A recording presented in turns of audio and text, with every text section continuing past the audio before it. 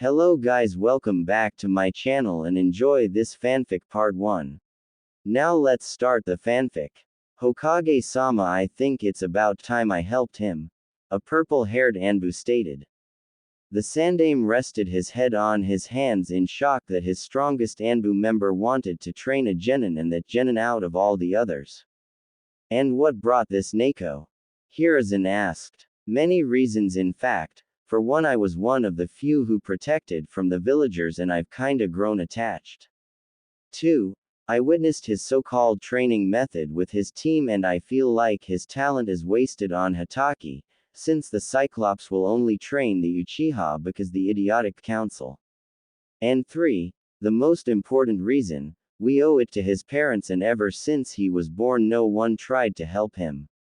No offense Hokage-sama, but the people at the ramen stand did a better job taking care of him. I know you want to protect him but you are doing it the wrong way. Let me teach him his mother's technique, he can learn them without knowing whose they are and we can pay the debt towards Lord Forth and Kushina. Neko offered. Hiruzen thought about this. It's true Naruto hasn't had a proper teacher or anyone to look after him, even if he had to admit with proper training. The young blonde would be a force to reckon with, and him being trained by an Anbu would help even the odds. This might be the only thing he could do for the boy. Neko, take off your mask. The Anbu nodded. She took off her cat mask to reveal a beautiful purple-haired woman with brown eyes. Azuki Yugao, do you accept the S-rank mission to train Genin Uzumaki Naruto for the next year until the Chunin exams? Hi Hokage-sama, Yugao answered. And Yugao, don't speak a word of this to anyone, I'd rather have everyone who ever doubted the boy reap what they sowed. The Hokage chuckled. Hi, and Hokage-sama. Thank you. Yugao then shunshin away with a noticeable smile. Naruto's apartment. Naruto just got back from the wave mission with his team and was now boiling some ramen until he heard a knock on his door. When he opened the door, he saw a purple-hair lady standing there, but what confused the blonde was the familiarity he felt from. Then he remembered who this was. Neko-chan. Yugao was surprised he knew who she was without her mask but nodded. The next thing she was being embraced by the 13-year-old boy, and decided to return the hug. I can't believe it's you. I missed you, Yano. I missed you too. But how did you know it was me without my mask? Yugao asked. Naruto gave her a confused look before responding. You know I'm not really sure. When you were at my door I just felt a warm familiar sensation coming from you. Yugao was shocked at this but she had to confirm it. Have you ever felt this sensation before? The ex-Anbu asked. Yeah actually. It's like I know how many people are near me, but don't know who they are unless I've met them before, the blonde responded. Naruto-kun, I believe you are a sensory-type ninja. A what? Naruto responded, giving Yugao the cute little boy look that made her squeal in her head kawaii. You can sense people's present as well as their emotions. Anyway, do you mind if I come in? Naruto nodded and led her to the living room and gave her some tea. So Naruto, the reason I'm here is because I was assigned to train you for the next 6 months till the Chunin exams. The Hokage and I agree that training on the same team as Hatake might be hindering but we can blame the council for that. What do you mean? They practically forced Kakashi-san to train the Uchiha against his will, so I'm going to train you. You will still do missions with them, but only D-rank missions. I don't want you tired when training with me, and as an award I'll talk to Hokage and ask him to tell you a secret. Cool. So am I going to learn some kick-ass jutsu and maybe get Sakura-chan to like me? Naruto asked in excitement. Naruto, calm down, Yugao giggled. I'm going to let you know about your training.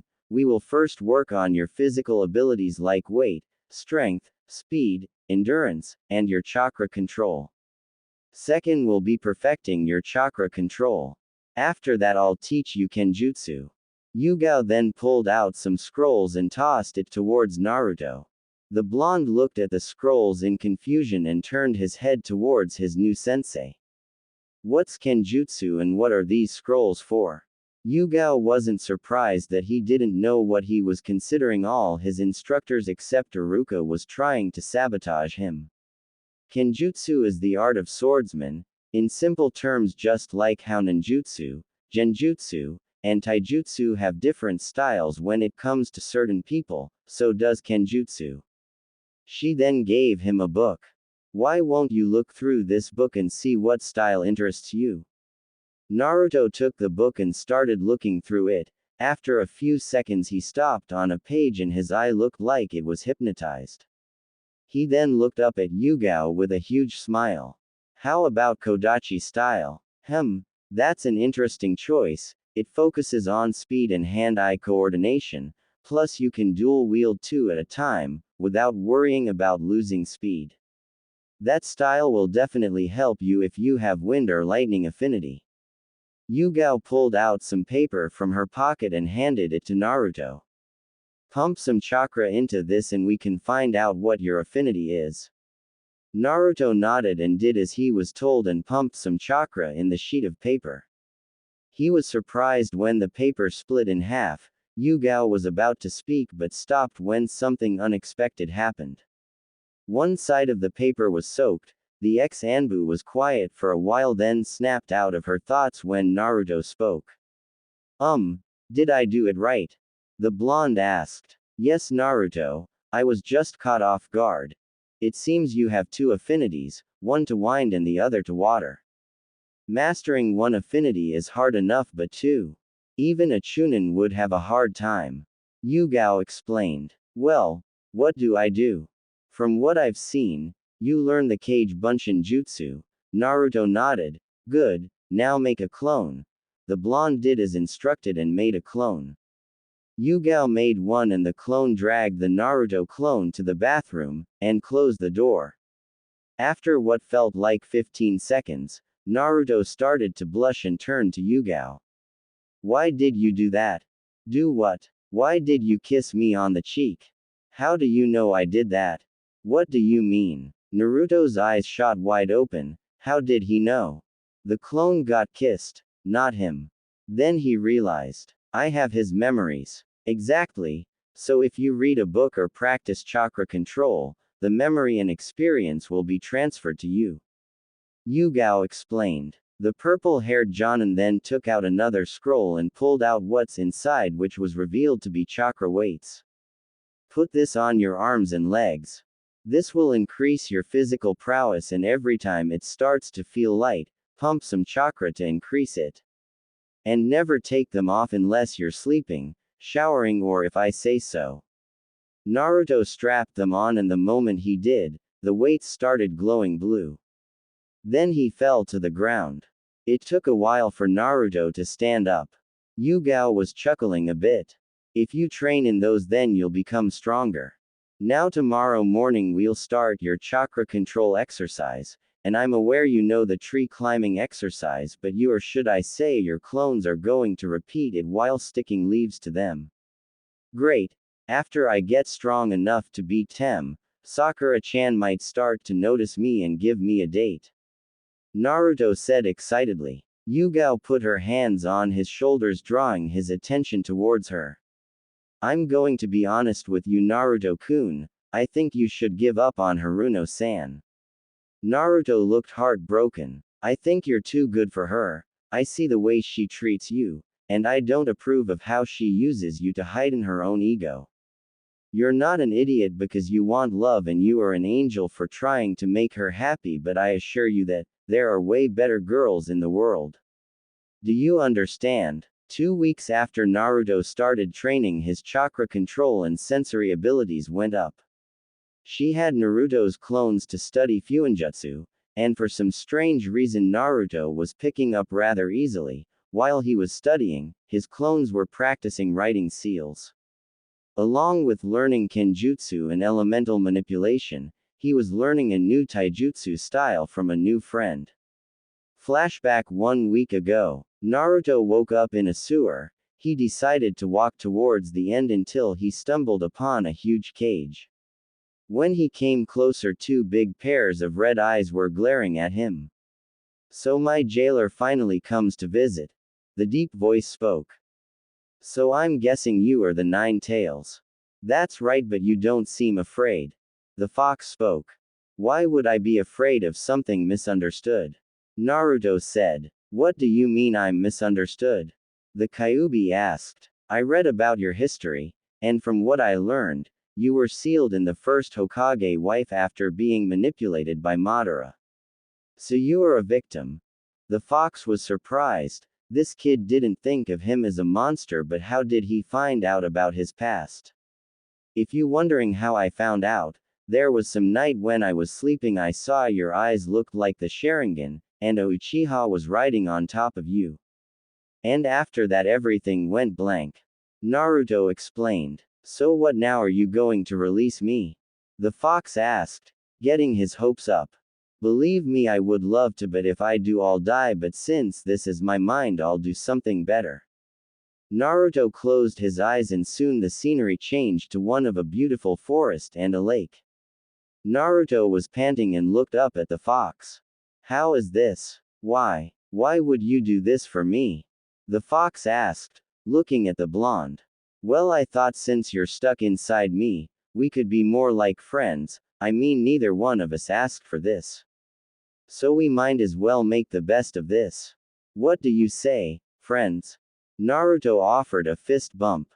"Sure, Kit, and as a thank you gift I'll help with your training," the fox offered. "Thanks, Kyuubi-san," Naruto said with a smile. "Sure, Kit, and by the way, the name is Kurama," Kurama said, matching Naruto's grin. Flashback end. Naruto was currently waiting for his teammates at Training Ground 7, standing upside down on a tree, his weight 75 pounds each, reading an intermediate level Fuinjutsu book while leaves were sticking to him. After a few minutes, Sasuke arrived at the field and it seems he didn't notice him, but Naruto just continued to train. Soon he felt Sakura's chakra signature approaching and soon she arrived at the field, approaching Sasuke to his dismay. "Hey Sasuke-kun, how are you this morning?" Sakura asked, but sadly she was ignored. Sasuke was just leaning against the tree Naruto was on with his eyes closed. Sakura started looking around like she was searching for something. "Hey, where is Naruto? Like I care." The Uchiha responded. "Yeah, you're right, who needs that baka?" the pink kid responded. Naruto would have normally responded, but he remembered what his new sensei said. Flashback. Naruto, there are many ways to win a battle and one of them is emotions, Yugao said while doing kenjutsu sparring with Naruto. "And why is it?"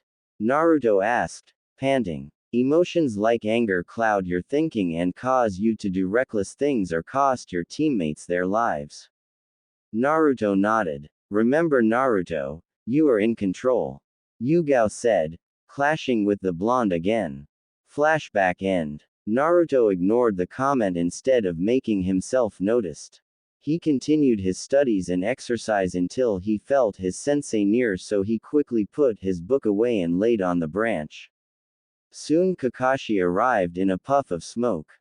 "You're late," the pink kid yelled. "Sorry, I saw a new book on sale and I was waiting in such a long line to get a copy," the Jonin explained.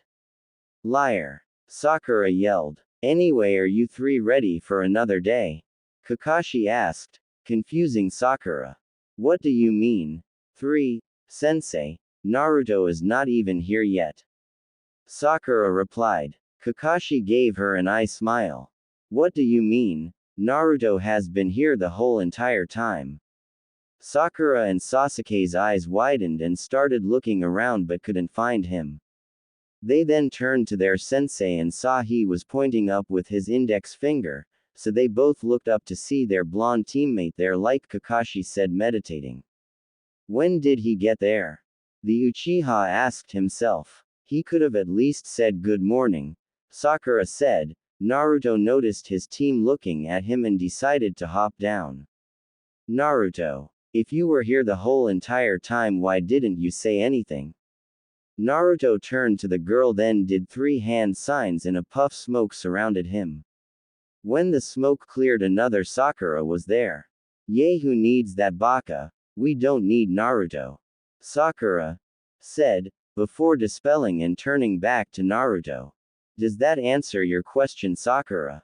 Naruto asked. Sakura was surprised. Naruto never talked to her like that, and he didn't even add the chan like he usually does. Naruto, are you okay? I'm fine. He then turned to face her. I just did some thinking and decided to give up on you. To say Sakura, Kakashi and even Sasuke was surprised was understatement, but the blonde kept speaking. You told me you'll never go out with me even though I really liked you and treated you better than Tem. But all you did was shout at me and hit me. Well, if you want to follow someone who doesn't even like you, that's fine, because I'm not about to do the same.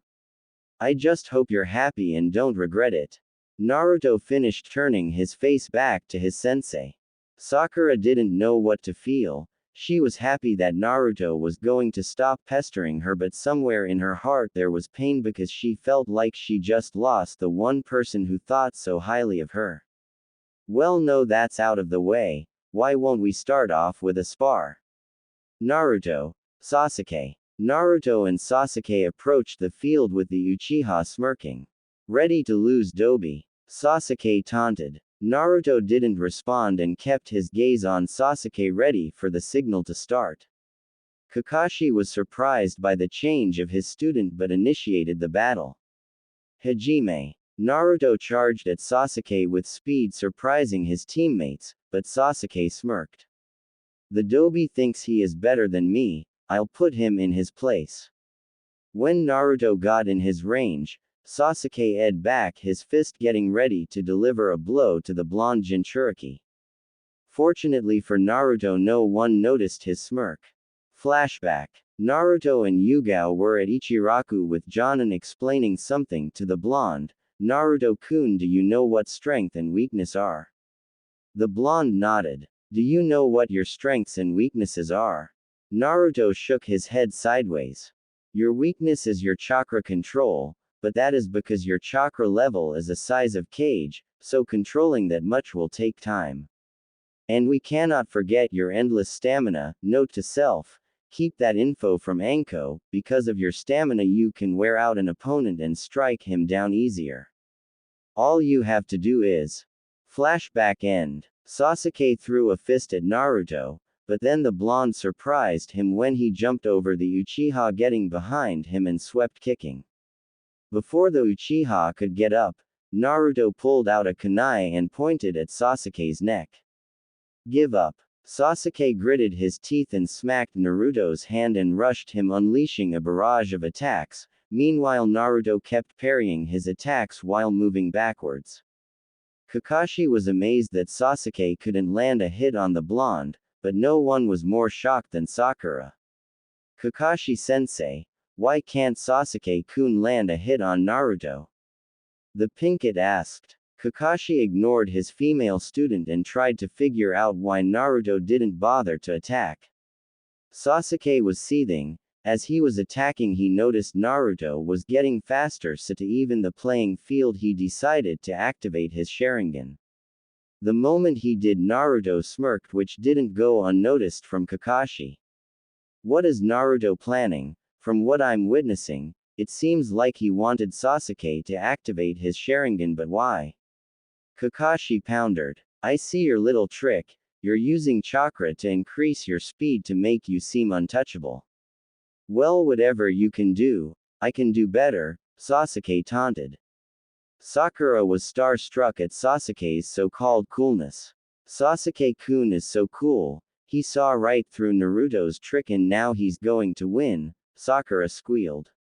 Naruto just smiled and added more chakra to his step to increase speed, while Sasuke did the same, still trying to land a blow on him, but his attacks were still being blocked and avoided. Why would Naruto use more chakra to increase his speed? It's not like he could hide now from Sasuke now that his Sharingan is active. If this continues, Kakashi's eye widened when he realized what Naruto was planning. If I'm right about what he's doing, then this fight is over. A few minutes later, after Sasuke activated his Sharingan, he was panting while gasping for air.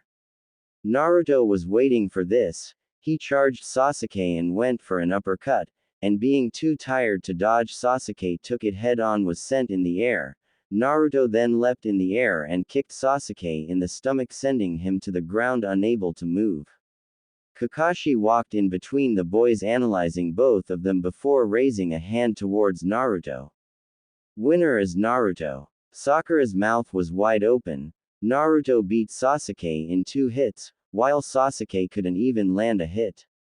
Naruto won, but how? Sasuke is an Uchiha and had his Sharingan. I don't understand. Sakura said out loud. And that's why he lost, Kakashi said, walking back towards the girl with Naruto at his side. What do you mean? When Naruto first charged Sasuke and dodged his attack, then delivered that low sweep and had him pinned. He knew Sasuke would try to strike back, and just like that he started leading Sasuke on. He added little chakra to his feet to dodge all Sasuke's attacks, waiting for him to use his Sharingan, and the moment he did, Sasuke he started to copy Naruto, and by doing that Naruto's victory was secured. I still don't understand. Sakura responded. It's simple, Sakura. Sasuke lost because of his stamina and chakra exhaustion. I'm sure you're aware of this. Naruto most likely has more chakra than me, you and Sasuke combined. So even though he started to use chakra to speed up first, he was barely making a dent in his reserves. And even though Sasuke wasn't using chakra, he was getting physically exhausted chasing after Naruto, and after he figured out Naruto's trick and started to mimic him, Naruto added more chakra to his steps and Sasuke did the same. Unknowingly to Sasuke, he was running out of chakra faster than Naruto was using his Sharingan at the same time. So basically Naruto uses Sasuke's own Sharingan against him. Kakashi explained. So Naruto only won because he tricked Sasuke-kun. If it was a test of skill, there would be no way Naruto could. Not true, Sakura. The blonde spoke. If I went on the attack in the beginning, I probably would have won sooner. With my stamina and chakra level, one wouldn't have given Sasuke no room to do anything. Naruto finished. But Sasuke-kun has Sharingan. Sakura replied. And I still beat him. So face it, Sakura, no one is invincible. Now, calm down, Naruto. Good job on winning your spar, and utilizing your strengths to your advantage. Let's head to the Hokage Tower, grab a D-rank mission, then take a break after Sasuke is done resting. Kakashi said. No. The three turned to see Sasuke get up.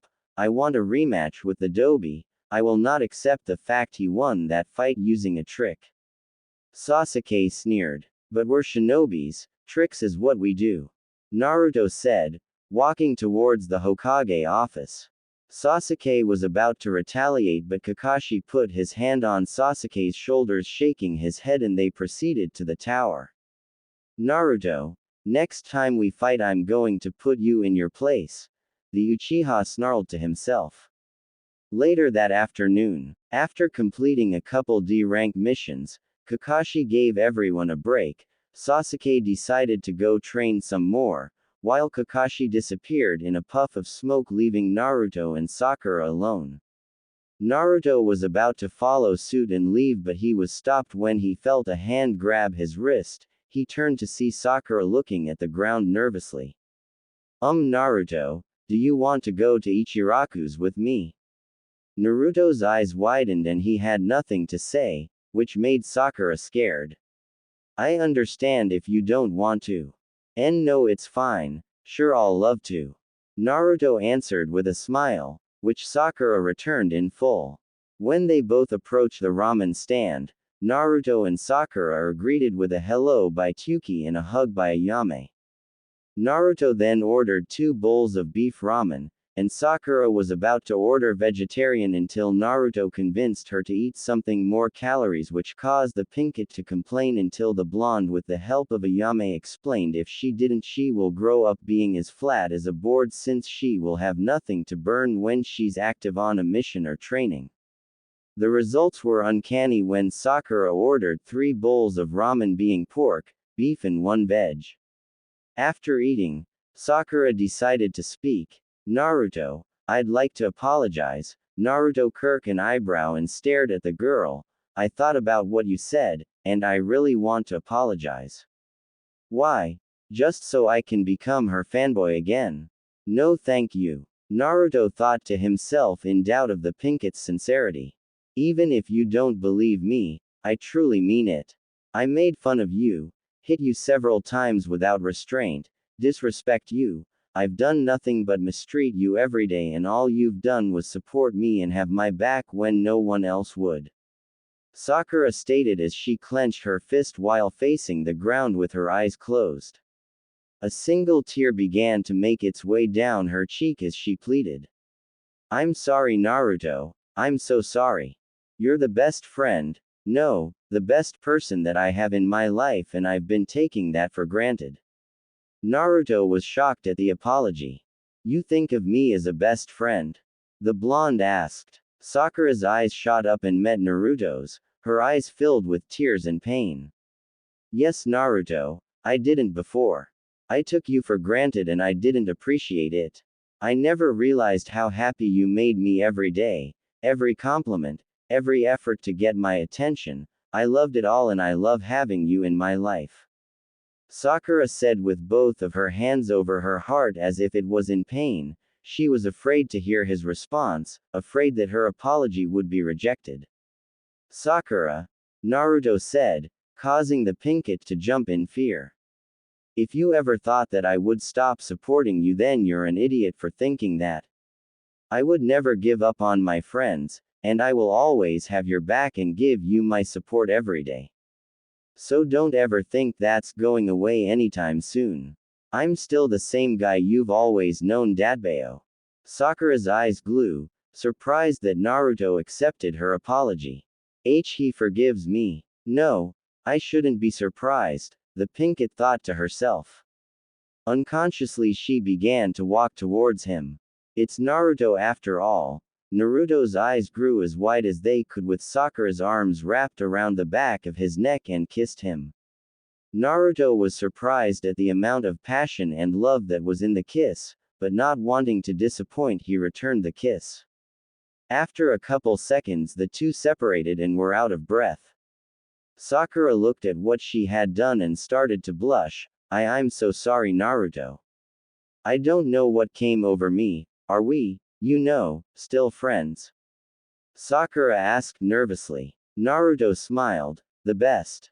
Sakura smiled and looked nervously at her empty bowls. So how was it? That was my first kiss after all.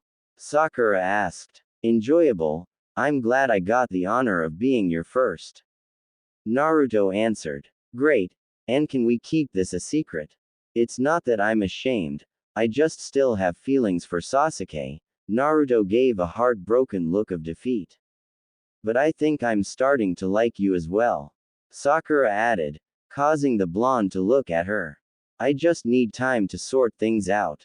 Don't worry, Sakura-chan. No matter who you choose, I will support you and we will be best friends till the end. Sakura gave the boy a loving smile, and after they were done eating, Naruto walked the girl home and decided to head home to train.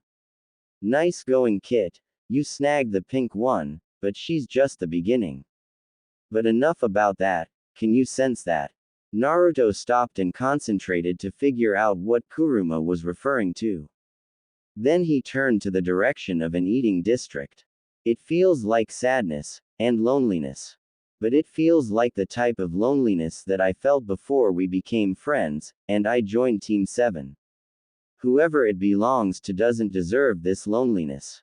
Kit, you should try to feel the other emotions around the person. Naruto closed his eyes for a moment before reopening it. Is that pheromones? Lust, and it's coming from more than one person. I think I know who the loneliness belongs to. I heard of a kunoichi who was betrayed and treated wrong from Gigi, so I decided to look for her so I can make a friend, but I could never find her. Naruto proceeded towards where the emotion was, and noticed it was coming from a dango shop.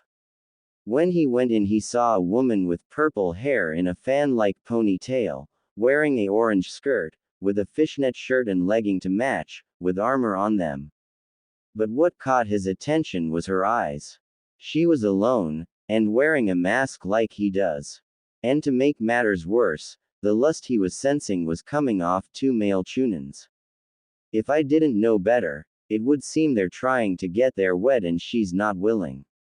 Scum like this gives men like us a bad name. I'm ending this. I'm with you, Kit. Let's go. Naruto approached the three without them noticing. But what he heard next pissed him off even more. Come on, don't be like this. We just all want a good time. One of the chunin said. I said beat. Before you end up in the hospital, with unrecoverable injuries, the women threaten. Who's going to make us? You lucky to even be wanted, considering who you are, snake whore. The second chunin retorted, making the kunoichi flinch. One of the chunin reaches for her wrist, but to his and the other one's surprise, someone grabbed his wrist and gripped it tight, causing the chunin to grunt and turn to the owner of the hand. Who they saw surprised for a while, but it soon turned to irritation. What do you want? Demon brat, you have no business here.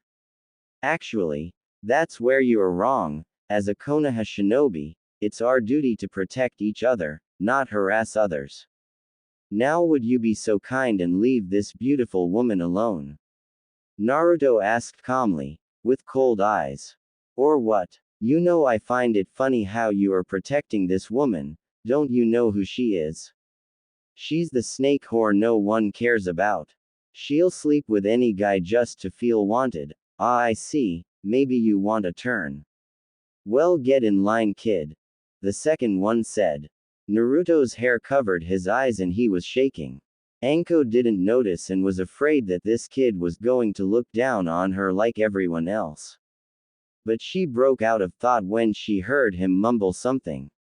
What did you say, brat? The same chunin asked. Leave her alone, or you'll deal with me.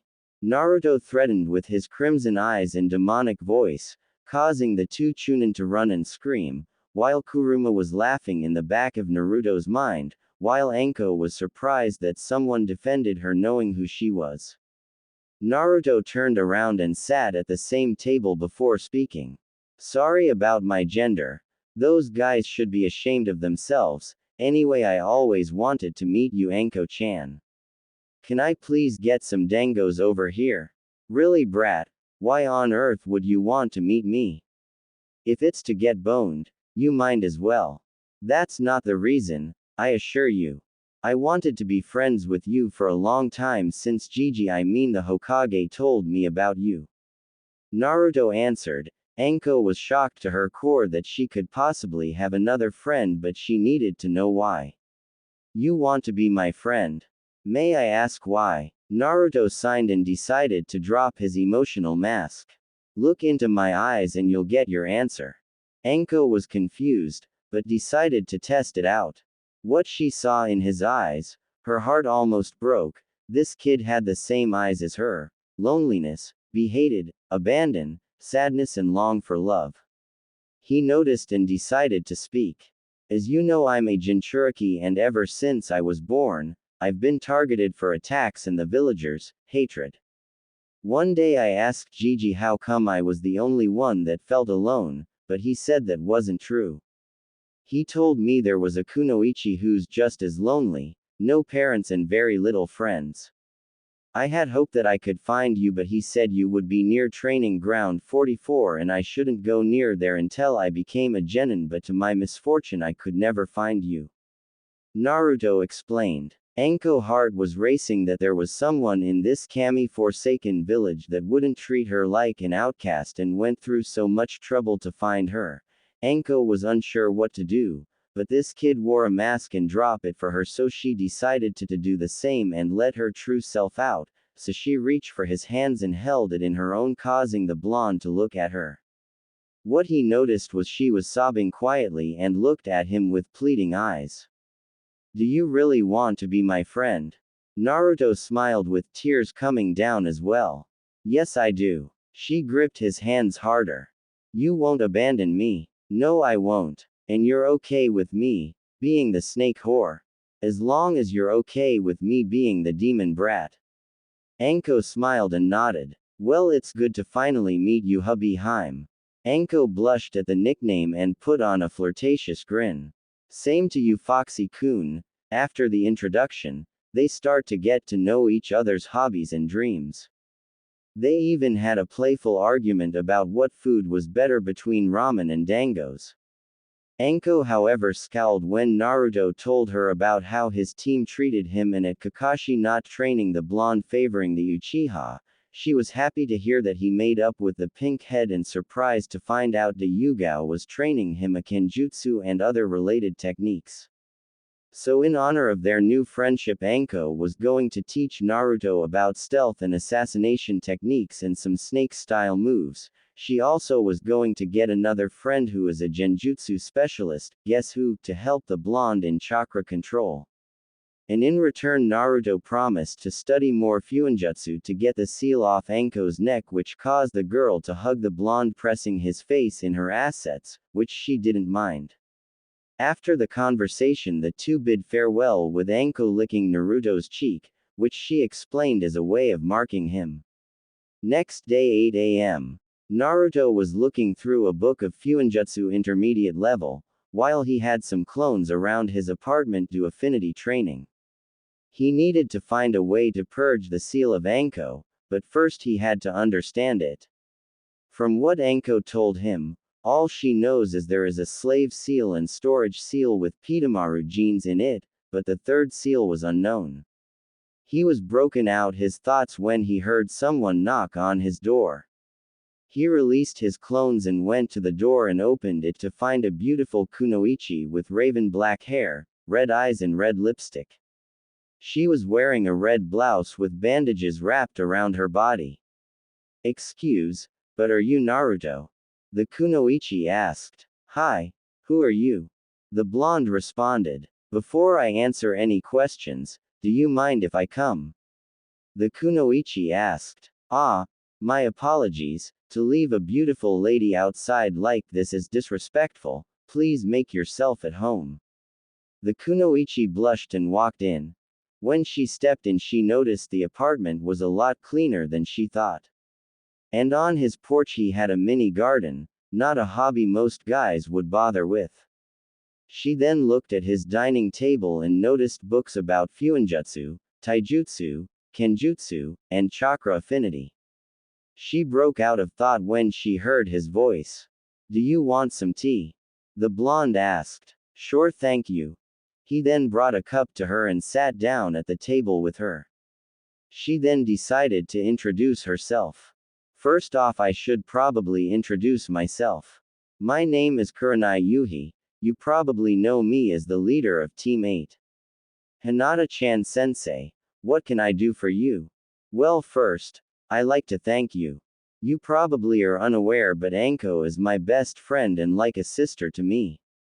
When I met up with her yesterday night, she told me about what event went on at the dango shop, and she wouldn't stop talking about her new friend.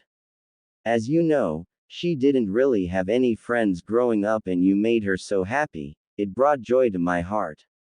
So thank you, Naruto-kun. Surprising the blonde, she reached up and cupped his cheek, kissing it slightly, causing him to blush, and rub the back of his head. Kuranai smirked. He has a big heart and is very innocent. If he was older, I would probably keep him for myself, not that age matters in the world of shinobi. The Jonin thought, and the second reason I'm here is because I was told you might need help with chakra control and genjutsu. I already know Anko-chan and Yugao-san is training you as well, but that doesn't mean I'll go easy on you. Naruto eyes widen and smile. Thank you, Kuranai-sensei. I won't let you down. Kuranai smiled. Kuranai-chan is fine, Naruto-kun. Hokage office. Jiraiya, did you find her? The old man asked his former student. Yes, I did, but are you sure she'll come back because the Gaki is alive? He questioned. I'm positive. I have reason to believe that someone told her Naruto-kun perished alongside his parents. When I last messaged her, she wrote back saying she would have stayed if Minato Kushina or their son survived. Jiraiya was shocked at this. In the last few months, Naruto's skills improved at a fast pace. Thanks to his new senseis, he learned the basics of Kenjutsu and was learning his mother's whirlpool style, even though the blonde was unaware of this. Naruto switched from Kodachi to a longsword, since the whirlpool style required it, and the blonde also explained that the Kodachi didn't feel right to him. While they were training, he was introduced to Tenten, who stumbled upon them and was drawn to the two sword users immediately. Naruto soon bonded with the girl since he discovered they were both orphans. Yugao decided to train her a bit as well since it would be beneficial to Naruto if he sparred with someone his own age, and plus she grew fond of Tenten. Anko was using the weights Naruto was wearing to her advantage. She brought Naruto to the Forest of Death, and to her surprise Naruto thought it was awesome, showing no fear, but that soon changed when Anko and Naruto dodged kunais and shurikens all day. After training, Anko and Naruto would go out to Ichiraku's or the Dango shop to eat and hang out, which again, Anko took advantage of. She would tease Naruto most of the time and it made her feel attractive whenever he would blush around her. It wasn't hard to say Anko developed a crush for the blonde and very attached. Kurenai made Naruto perform the tree walking and water walking exercise while using clones and sticking leaves to them. She was impressed by Naruto's development, which confused her. From what Kiba told her, Naruto was the dead last of the class, but she was seen telling her otherwise. When she confronted the blonde about it, she was livid to find out that most of the teachers sabotaged his learning and didn't help that no one taught him basic taijutsu. But admiration grew for Naruto when she learned he wanted to be Hokage regardless of how the village sees him. Might Guy is probably the toughest one of them all, especially since shadow clones would do any good. He did 10 laps around the village, following up with 500 push-ups, sit-ups, and crunches. And after he would spar with either him or his mini-clone Rock Lee. Naruto knew after facing the genin that if they ever fought he would be a threat. But what scared him the most was the performance of the horrible genjutsu the two green beasts were able to perform. Kurama was probably one of the biggest help, with his knowledge on jutsu, and Fox style helped with Naruto's stamina. The Kyuubi was also training him on using his chakra by feeding it to him, getting used to it. Kurama also messed with Naruto genetics by unlocking his Senju bloodline, giving him earth affinity, and he developed a fire affinity because of the Kyuubi chakra. But Naruto also learned that the fox was a pervert always trying to get him laid. His excuse was that Naruto was the first male jailer he had, and he deserved to have all the vixens to himself. Naruto was about to dismiss the idea until Kurama informed him that most of the girls around him were slowly becoming attracted to him and he would hurt their feelings, playing into the blonde weakness.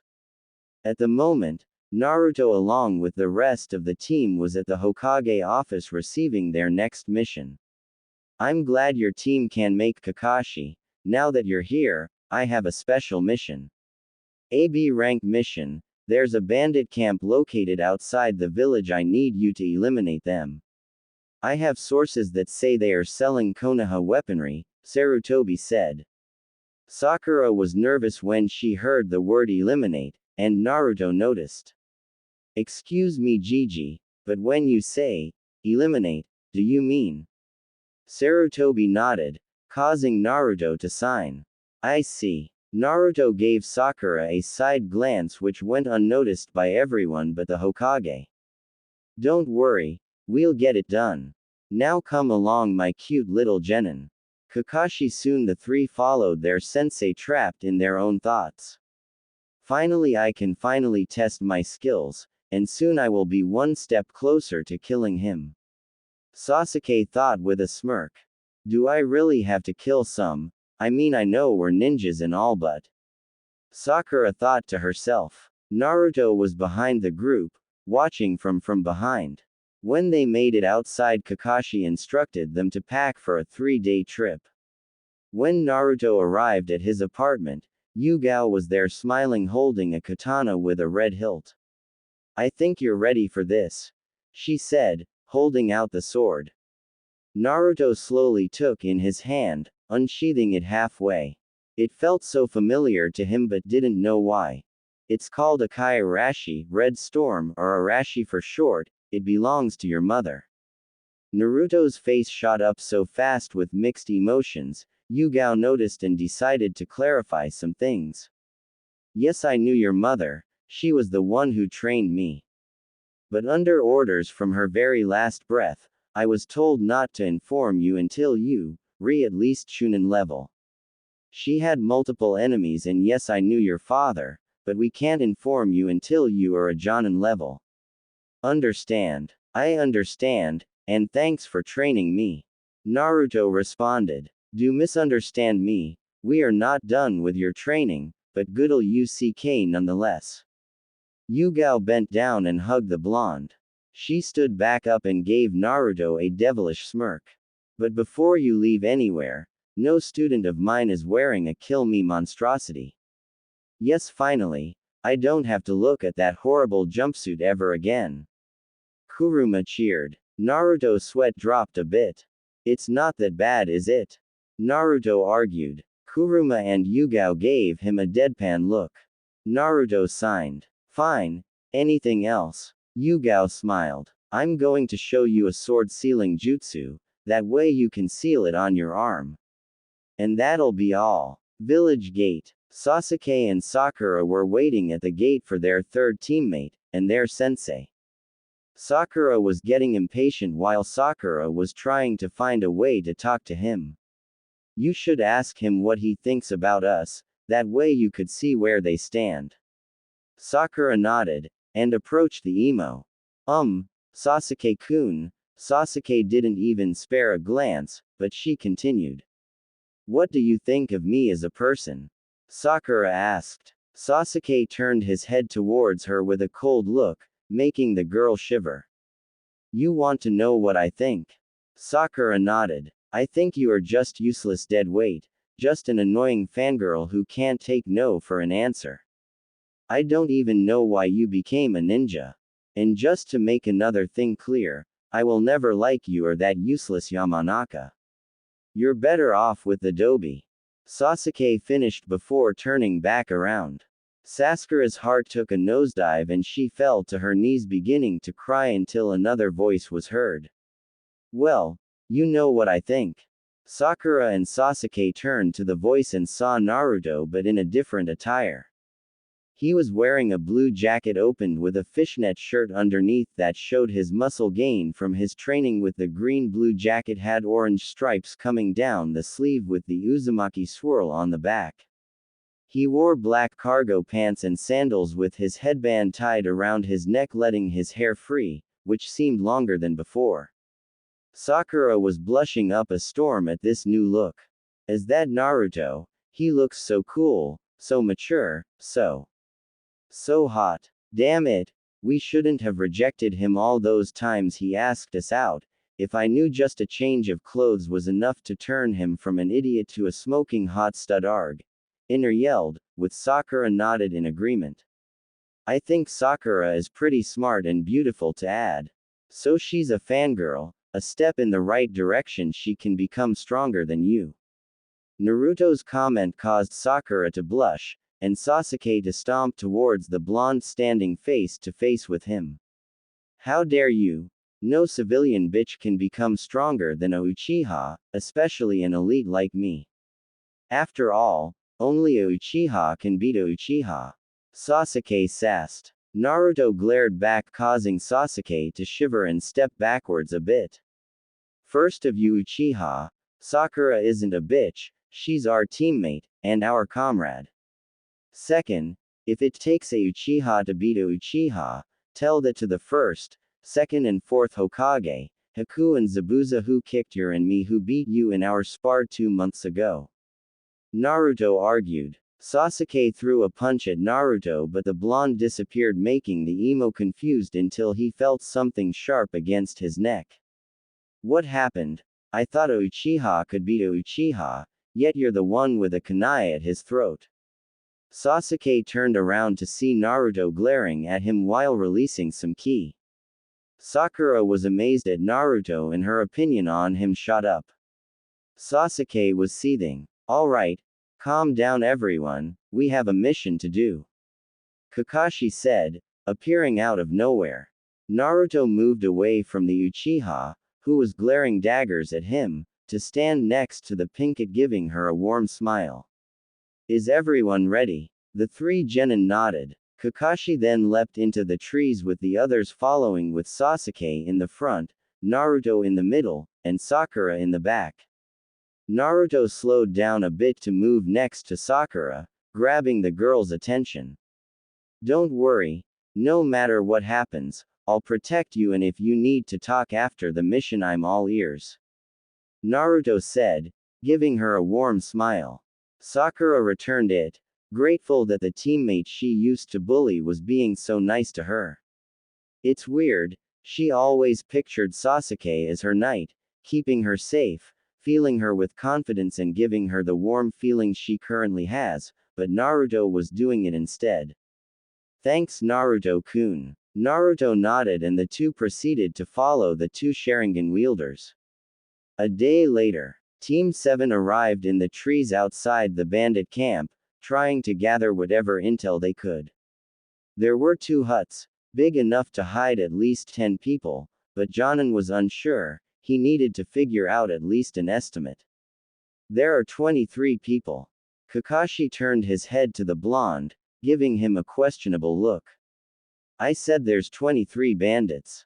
How do you know that, Dobi? Sasuke asked. Naruto, are you able to sense other people's chakra? Kakashi questioned. Naruto nodded. But it's strange. What is Naruto-kun? Sakura asked. Well, from my understanding, normal bandits have chakra levels of an academy student, correct? Kakashi nodded. Then we have a problem. There are 2 chakra signatures between yours and the Tem. I think there are 2 Chunins here. Naruto added. Kakashi narrowed his eyes. Where are they? Kakashi asked. There is 1 in each tent. If you don't mind, may I recommend something? Kakashi nodded, giving the okay. Now that we know there are at least 2 ninja, I think we should capture one for interrogation. Good idea Naruto, I'm proud of you. Now I think we should split up. You 3 go to the left hut, I'll capture the one on the right, so don't hold anything back. Kakashi instructed. I don't plane, time to show these guys why you shouldn't mess with the elite. Sasuke said with an arrogant smirk.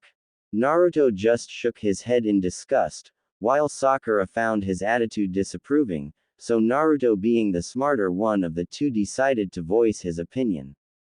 Fine, you can have the shinobi, but let me at least make some shadow clones to take out the bandits. Naruto offered. Sasuke scoffed at the offer. Who do you think I am? A Uchiha doesn't need help from 2 nobodies. But he didn't get to finish because Naruto grabbed him by his collar, bringing the Uchiha to eye level. Sakura was nervous. She wanted to defend her crush but she didn't want to ruin her new relationship with Naruto. Listen here Tem, we're on a mission for the village, and I will not have us fail this mission because of your reckless ego.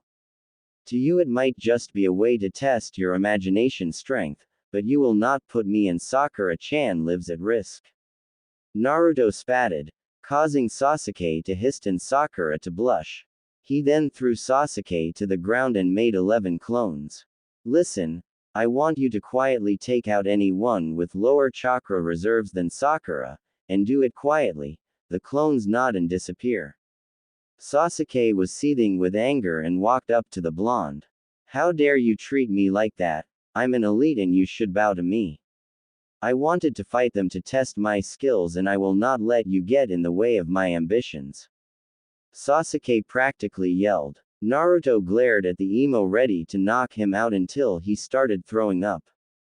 Sakura ran towards the blonde, worried for her blonde teammate, while Sasuke took the opportunity to leap away. Naruto-kun, are you okay? What happened? Sakura asked. My clones, huff, took out all the bandits. Naruto answered. Seeing Sakura's confused face, he decided to explain. When a person has their first kill, they experience trauma, right? Sakura nodded. Well, since my clone killed 11 bandits, and I just gained their memories, I just experienced it 11x. Sakura's eyes widened and began to hug the blonde, rubbing his back, in an attempt to comfort him. Why would you do that? Sasuke and I would have been able to help you. It's Sasuke now. No, Sasuke-kun, Naruto teased, making the pinkett blush, trying to lighten the situation. But to answer your question, I saw how nervous you were when we were handed the mission. I figure you couldn't bring yourself to take a life, so. Naruto was cut off. You did this for me. Naruto nodded, causing the girl to hug him tight before her, making the blonde blush. Thank you, Naruto-kun. Naruto smiled and hugged the girl back. No problem. Now let's go find Prince Emo, before he gets into trouble.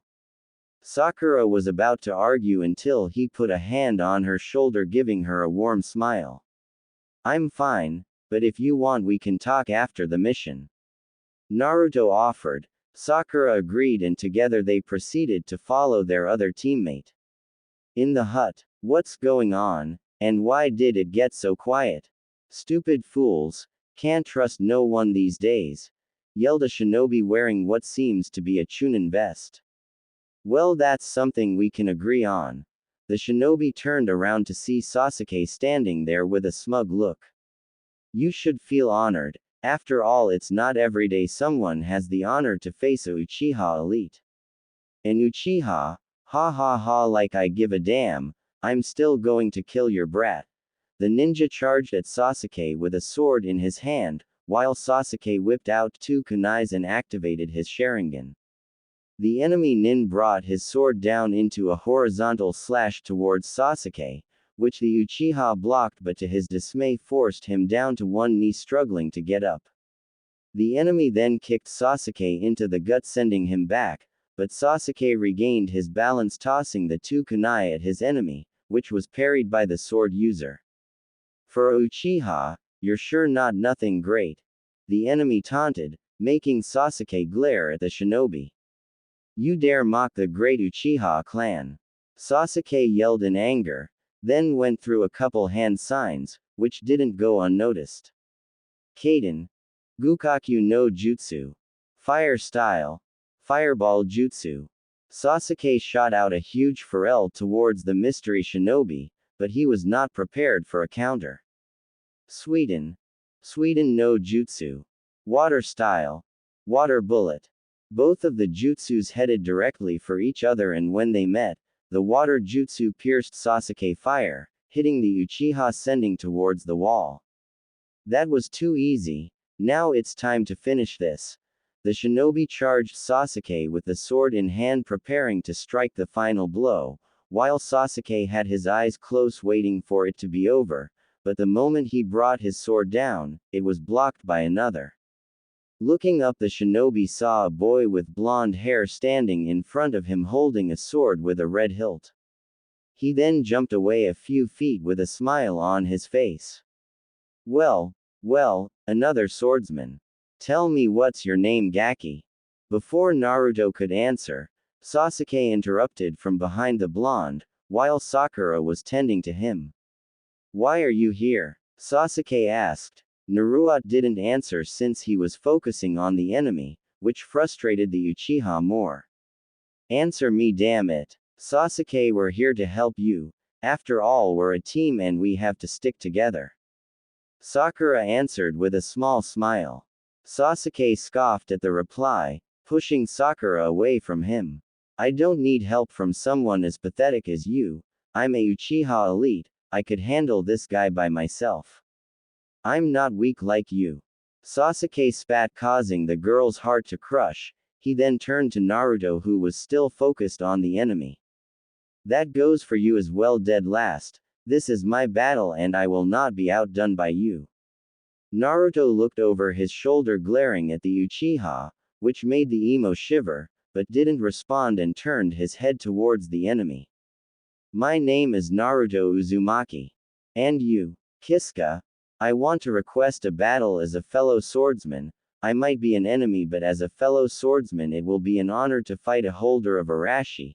He pulled out a new longsword from a scroll, similar to Naruto's, but the hilt was light blue. I'll be using this. Umi Bunkatsu, see split. Naruto could feel power coming from the blade, just like his Arashi. What's with the aura coming from our swords? I can feel the power radiating towards each other. Naruto asked, getting the attention of a power-hungry Uchiha at the mention of the word. If you win, I'll tell ya. Kiska charged at the blonde at Jonin-level speed, slashing down. Naruto, reacting fast enough, thanks to Anko's training, countered with a horizontal slash. When the two blades met, it caused a shockwave, sending a gust of wind everywhere. Sasuke and Sakura had to cover their eyes to block out the wind. Meanwhile, Naruto and Kiska were at a stalemate. For someone so young, it comes to a surprise that you're able to block my attack. Kiska then started to release a barrage of attacks towards the blonde, which Naruto was struggling to parry. Kid, this guy is way more experienced than you are. I was coming up with a new dojutsu for you. I'll explain what it does later, but for now, hurry and focus some chakra in your eyes. Naruto nodded and did as instructed, and when he looked at Kiska it seemed he was moving slower than before. Naruto then started to attack back, which was blocked. Kiska started to get excited. I'm not sure what just happened with your movements, but this is great. Kiska and Naruto jumped back from each other, both smirking at the other. Nice Gaki, but can you stop this? Kiska started to surround his Umi Bunkatsu with water, but Naruto could feel the power building from whatever attack was coming. Kid, start to do the same by focusing your wind chakra around Arashi, and when Kiska releases his attack, you do the same. Kurama instructed. Got it, thanks Kurama. Naruto replied, before taking a similar stance as his opponent, doing what Kurama instructed. Kiska blade had a water vortex around it, while Naruto's had a tornado. After a few more seconds of charging, Kiska thrust his sword forward. Mizu Ransu. Water Lance. Kiska yelled, thrusting his sword with the water vortex coming out, heading towards the blonde, but Naruto was ready. Kei's Yari. Wind Spear. Naruto thrust his sword forward, sending out a spear made of wind towards the water attack. When they collided, there was a huge explosion, sending everyone flying, creating a huge dust cloud. Sakura was coughing, trying to get a clear view. When the dust cloud cleared, Naruto and Kiska were standing across each other, breathing hard. Sakura was impressed at the blonde performance. Naruto-kun is so strong, he is amazing. I feel so useless, maybe after the mission I can get him to train me. Yeah, you go Naruto-kun. Kick Hiska. Inner cheered. Sasuke was seething in jealousy at the blonde's strength. How is the dobi so strong? He then eyed the weapons both the shinobi was using. That's it. The swords, I'll get the dobi to hand over the sword. After all, I'm an Uchiha and I deserve it more than that clanless nobody. He can't defy me. Sasuke thought with a greedy smirk, getting up and walking towards the battlefield. Sasuke, where are you going? We shouldn't. Sakura tried to say, but was cut off. Shut it, bitch. I will not be upstaged by a loser. Sasuke yelled, making the Pinkett flinch, causing the attention to turn to him. Naruto was disappointed, while Kiska was slowly hating the Uchiha. Sasuke approached Naruto holding out his hand, which caused both the swordsmen to give him a confusing look. Dobi, I demand you hand over that sword. You don't deserve it, and I'm pretty sure it would be better in my hands. After all, I'm an elite and need that power. Before Naruto could respond, Kisuga charged towards the Uchiha, kicking him in the chest and sending him towards the wall. Sasuke slowly looked up, gritting his teeth, to see Kisuga standing in front of him. Kid, I never seen someone so arrogant. I might be a bad guy, but you're just scum. So I'm going to do the world a favor and rid the world of you. Naruto started to run towards his teammate, with Sakura in tow. Kisuga brought his sword down towards Sasuke, preparing to finish him off. Sasuke was terrified, then he looked towards his right and smirked, which Naruto noticed. He followed his gaze and saw he was looking at Sakura, but the Uchiha smirk made him feel uneasy. Kit. The Uchiha is planning to kawaii me with the girl. I'm going to send some chakra through your feet. Naruto was alarmed and dashed forward with the help of Kurama chakra, increasing his speed. Sakura was running towards her former crush, preparing some kunai to defend, when she felt a pull in her stomach.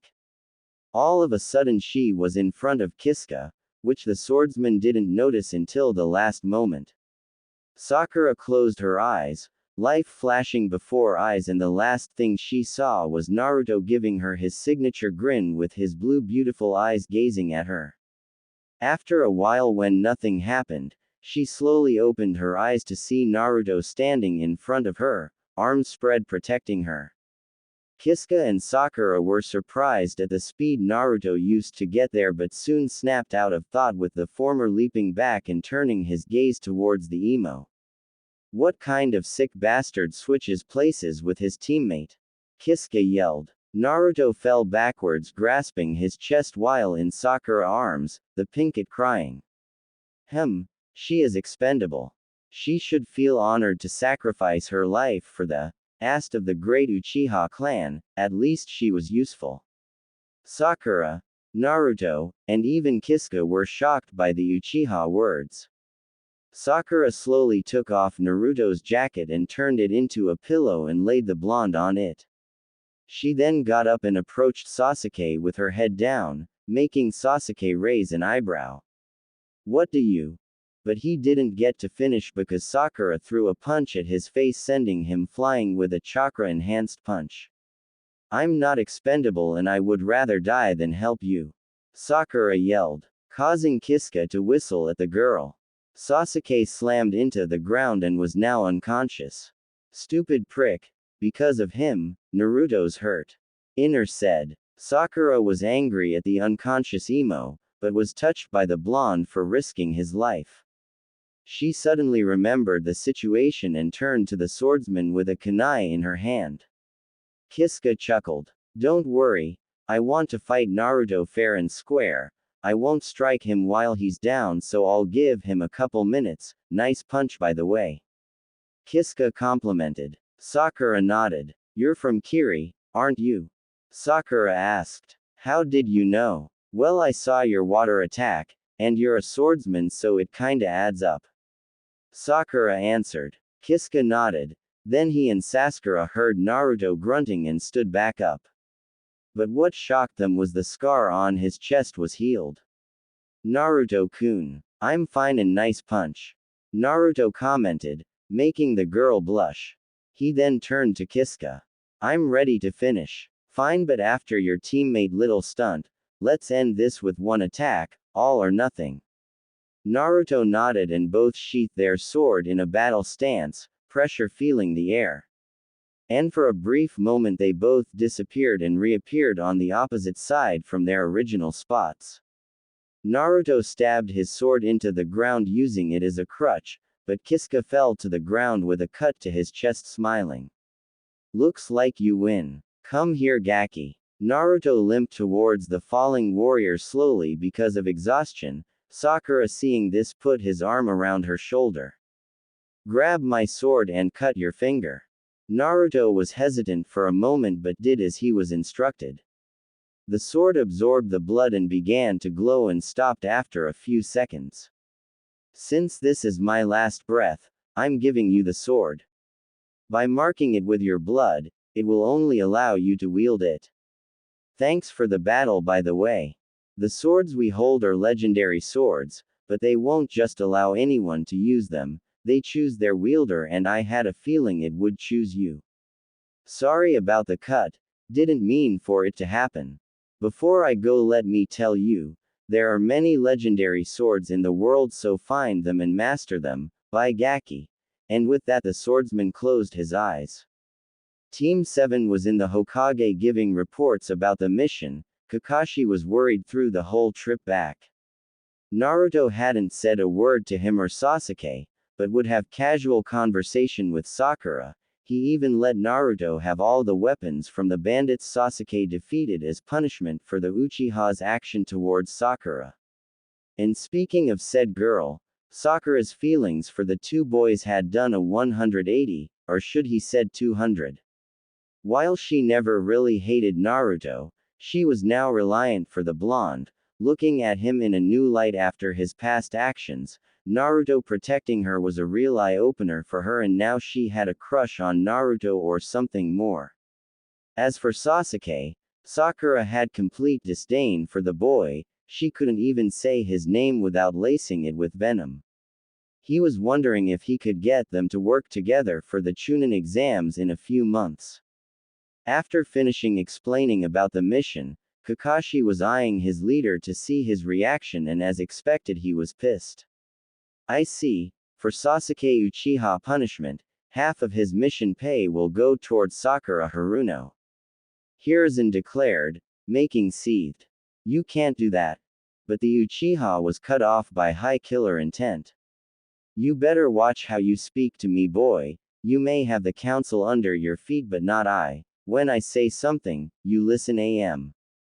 Aye. Clear. Sasuke nodded his head weakly from the pressure of the key. Good. Now Team 7, you are dismissed, except for you, Naruto. I believe we have a promise to fulfill. Kakashi and the emo proceeded to leave, but Sakura stayed holding Naruto's hand tightly. Naruto figured this would happen. Signing, he turned his attention towards the Hokage. Gigi, is it okay if Sakura stays? I don't mind her listening. Naruto asked, surprising Hiruzen and Sakura. Are you sure, Naruto-kun? I understand this is personnel for you. Sakura looked at Naruto with a guilty look. Whatever they were about to talk about was a private matter, and she was feeling bad being here. It's okay, Naruto-kun, I don't have to be here. It's fine, Sakura-chan, I trust you. After all, we're friends now, and I was going to tell you anyway. Naruto said, giving her one of his warm smiles, causing the girl to blush. Alright, if you insist. Now, as of promise, I will tell you about your mother. Sakura whipped her head towards the Hokage and back at Naruto, seeing a little excitement from his eyes. Your mother is not originally from this village, she's from Uzu just like the rest of your clan. But she was the sole survivor. Your mom was most likely the strongest female in the village next to Tsunade. Her name was Kushina Uzumaki. She was feared for her fuinjutsu and kenjutsu. She had as much chakra as you and unlimited stamina. In the village, she was known as the Red Habanero for her fiery personality and red hair. But on the battlefield, she was known as the Red Death of Konoha. And just so you know, she and your father loved you very much. The Sandaime finished. Naruto gave a real smile with tears coming out his eyes. He was glad he was loved and wanted. He also found it pretty awesome to be in a clan. Sakura smiled for her new friend, and gave him a warm hug, which was returned. And my father? Naruto asked, letting go of Sakura to the girl's dismay. I'm sorry, Naruto, but on your father's orders, I was told not to give you any information regarding him until you reach Chunin. Also, Sakura, this is a S-class secret, so only Naruto and I are allowed to share this information, understand? Sakura nodded. He turned his attention to Naruto and signed. Present time. Naruto still hasn't confronted the Uchiha about his action, and it wasn't helping that a certain fox was telling him to kill the emo, which he was considering. While he was in thought, he didn't notice a shadow approaching him with a seductive grin. "Well, there you are, Foxy-kun. I'm glad I caught you alone." Before Naruto could get up, he was straddled by Anko.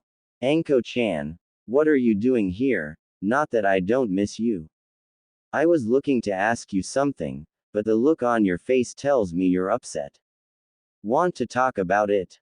Anko asked in concern. Naruto signs and begins to explain what took place on the mission. Anko was quiet for a while, processing what she heard, then started leaking killer intent. "So the emo prick thinks everyone is beneath and should be sacrificed for his cause. Well, I bet your precious Anko-chan can change his mind. Don't bother. If you touch him, the council of douchebags will be up your. And frankly, it's not worth it. True. Those Uchiha kissers will do anything for their emo overlord," Anko said, but remember what she came for.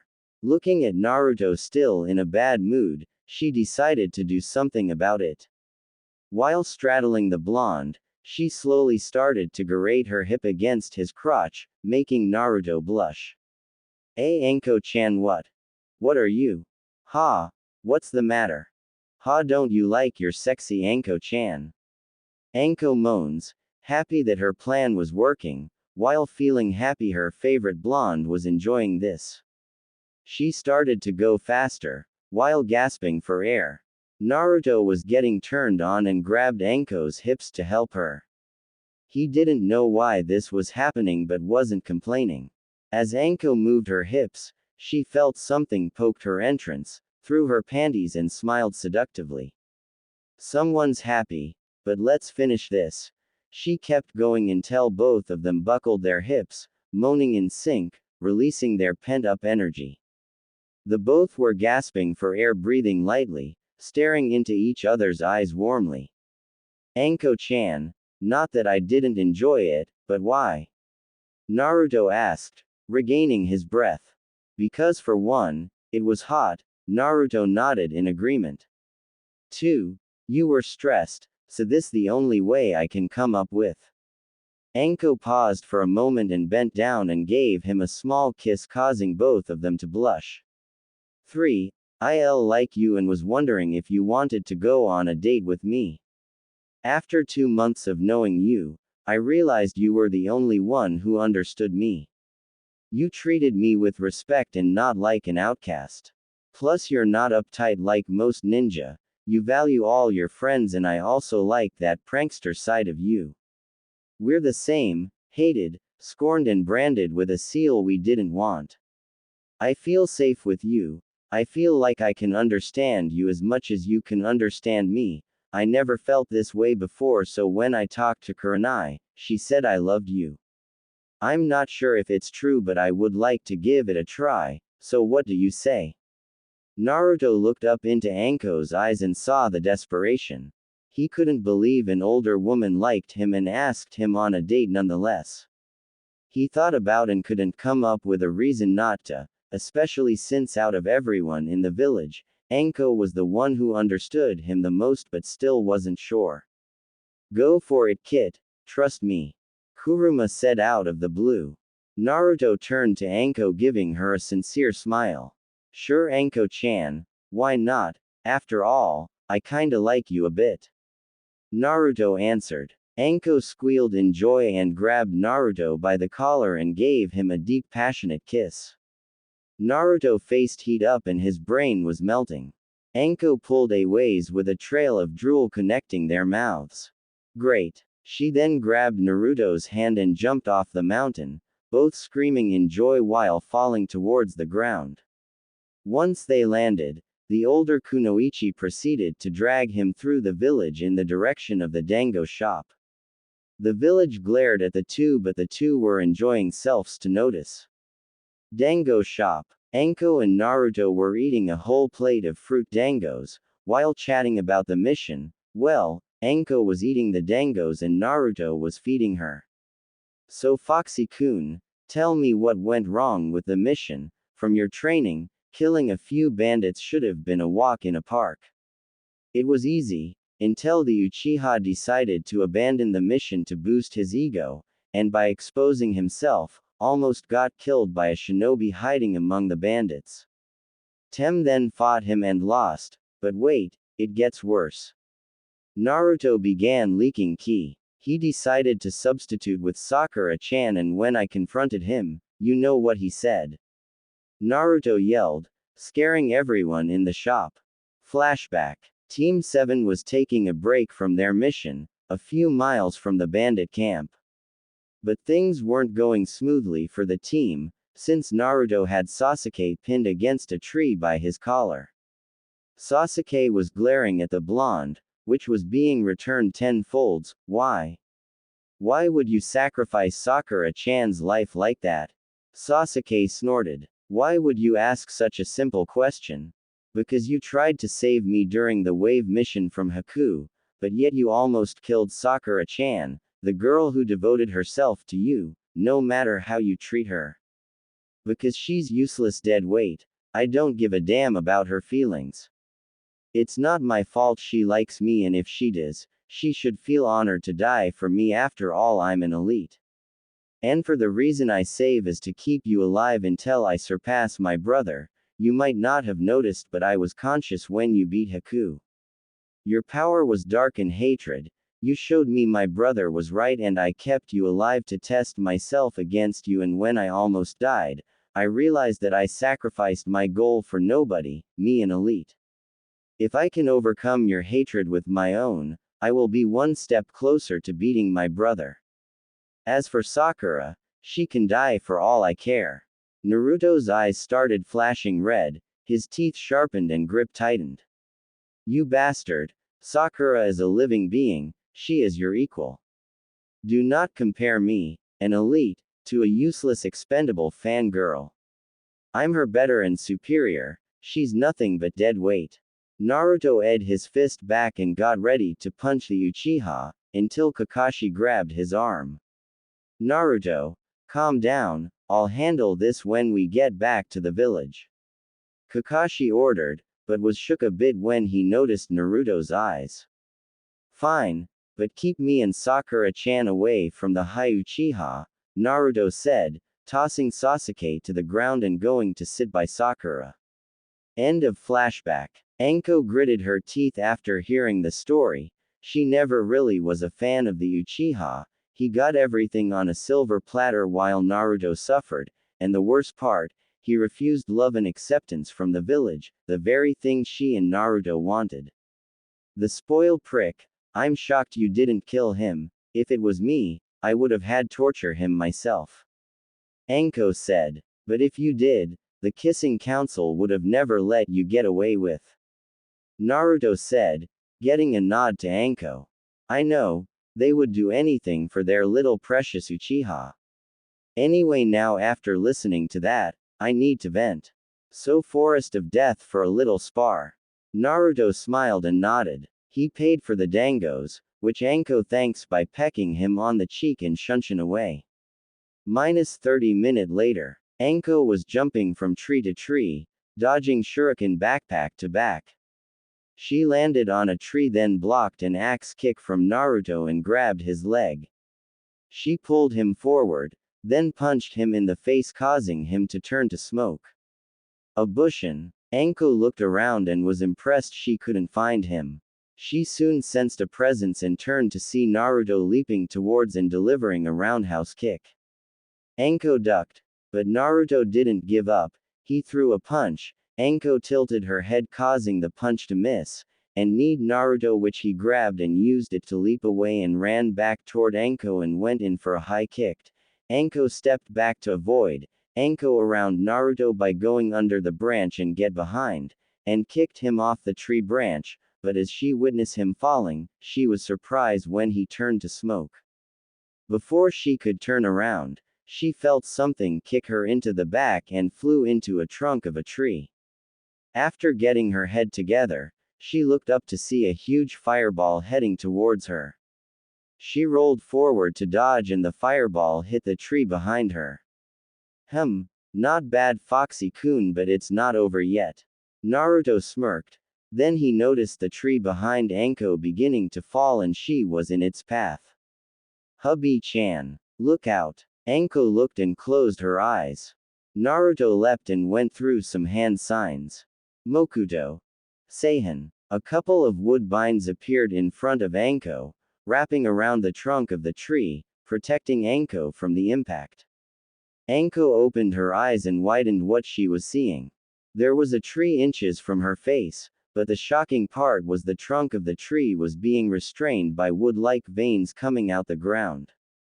Naruto landed in front her, and grabbed her hands.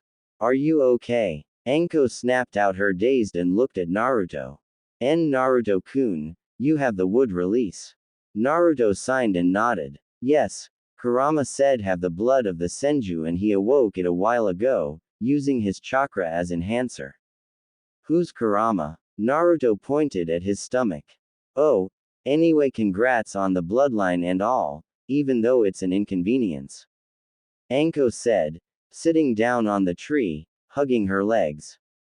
Naruto edged his head to the side in confusion and sat next to her. What do you mean? Well, once people find out you have the ability of the Shodai, you will be put into the CRA, which means I have to share. Well, what if I refuse? Naruto offered, causing Anko to look at him in shock. Are you crazy? Why would you turn a chance to have a harem to yourself? Most guys would jump at the opportunity. Anko asked. Naruto gave her a warm smile and held her hands in his. Because of you, you're the first person to confess to me, you understand me well and just like you, I want people to love me for me, and not want me for a breeding stock. Naruto answered. Anko stared at the boy in front and was amazed at how big his heart was. There was someone who genuinely cared for her and would have her over countless women.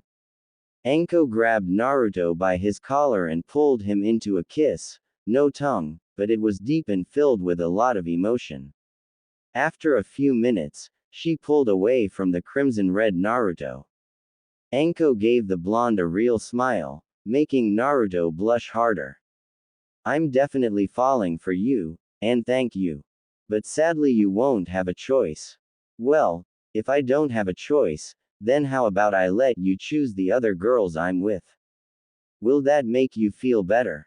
You're really going out for me and it makes me happy. I'll accept the offer and one more thing.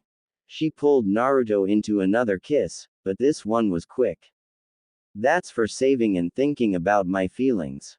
Anko said, leaning her head against Naruto. Both enjoy each other's company.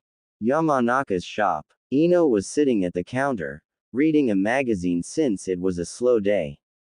She was looking for tips to improve her look to attract a certain Uchiha, while daydreaming about marrying him. But she was snapped out of her thoughts when she heard the door opened. She looked up to see Sakura walking in with a depressed look. What are you doing here, forehead? Ino. Sakura started, getting a surprised look from Ino, since she didn't call her pig. She looked into Sakura's eyes, she saw anger and determination. We need to talk about Sasuke-san and our friendship, do you mind taking a short break to talk in your living room? Sakura. I can't. Please. This is important. Sakura pleaded with her former friend. Ino started to look concerned for her friend. Why did she want to talk about Sasuke-kun? She first thought Sakura was going to try to convince her to give up, but she just remembered Sakura addressed Sasuke-kun as Sasuke-san. Sure. Come on in. Ino turned the sign on the door to be back in a few, and guided Sakura in the house in her living room and sat down on a cushion at the dining room table. Okay, Spill, what about Sasuke-kun you want to talk about? Sakura signed and prepared for Ino's reaction. Anime Harem here. I'm glad a lot of y'all enjoying my story. To all the Sakura haters, she's in the harem, get over it. In the anime that's why I'm changing her. To the comment concerning adding too many girls. There will be a lot but it won't ruin the story. And one last note, no one is in love with Naruto, it's a crush. The Sakura kiss scene was my brother doing. I was originally about to change but I decided to see where it goes. Harem, Anko, Yugao, Sakura, Ino, Tenten, Tamari, Hinata, Shizune. I put her in because she is so underused and I like her. Yugito, Samui, Kurosuchi and Fu. Undecided. Kin, Tayuya, Mei, Ayame, Kurenai, Conan. Also I'm working on a Naruto fanfic, where he has two sisters, all three are triplets.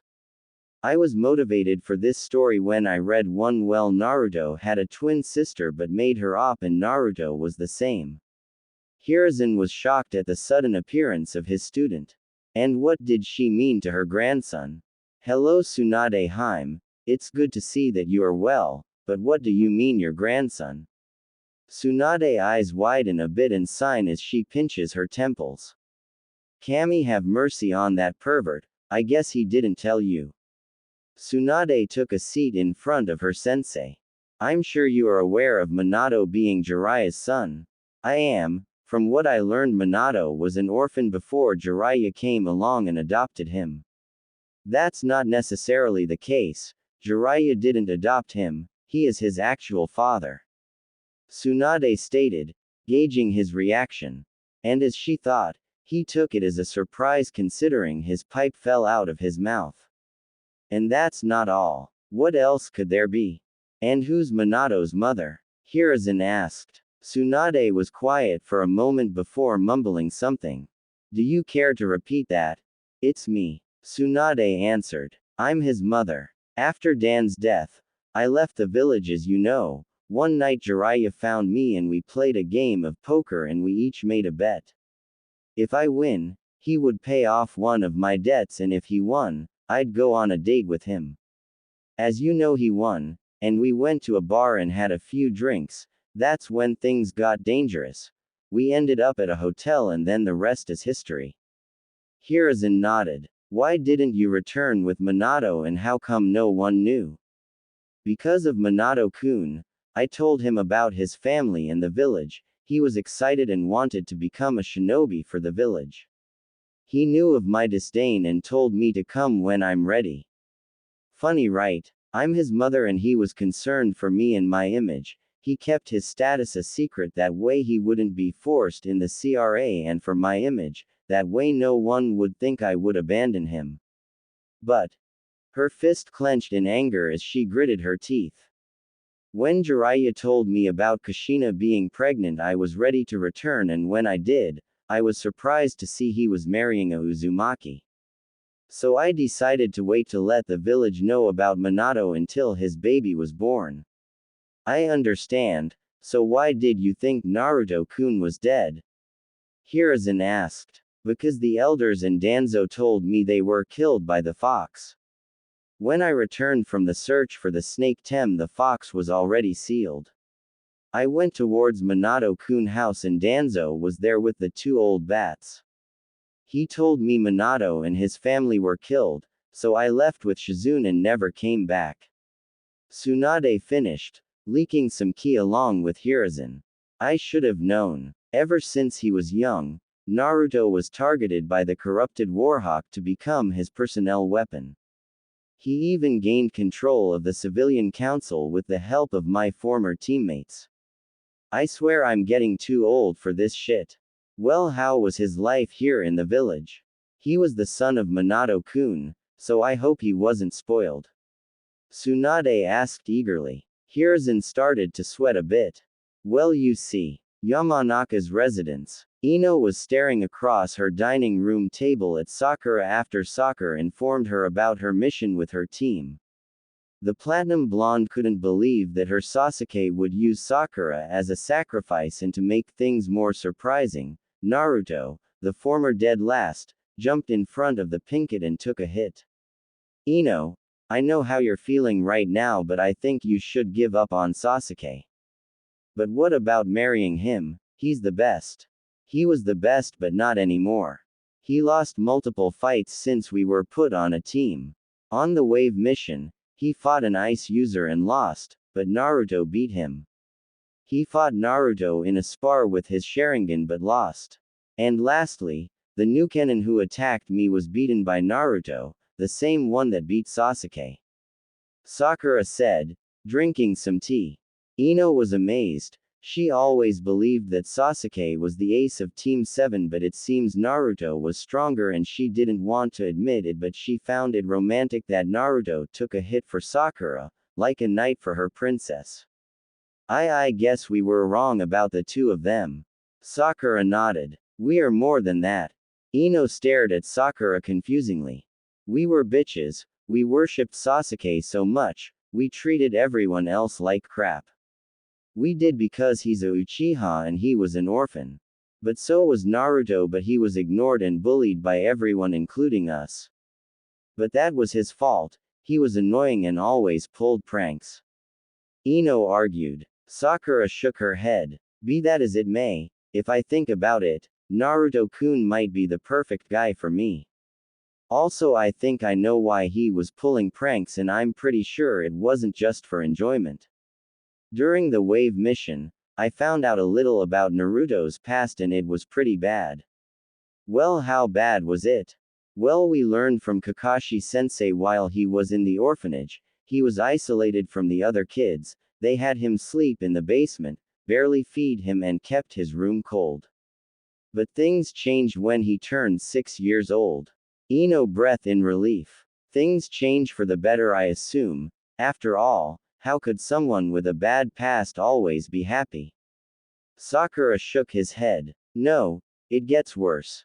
Ino was about to ask, until Sakura halted her. He was kicked out when he was 6 and was digging through garbage to find his next meal. Ino held a hand over her mouth as gasp. But there's more, he used to sleep in dark alleys and in sewers. Sakura said with tears in her eyes, picturing a little Naruto shivering in the cold.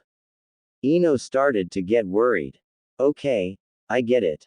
It was bad, now please stop. No, Sakura yelled, startling Ino. Just listen, please. Ino nodded. After he was kicked and went through all that, the villagers started hunting down. They beat him and he had no one to comfort him beside the ramen people. Sakura had tears pouring down her face which confused the platinum blonde. Ino was upset at the villagers, but what accused her was how Sakura was handling it. Why was she so affected by this?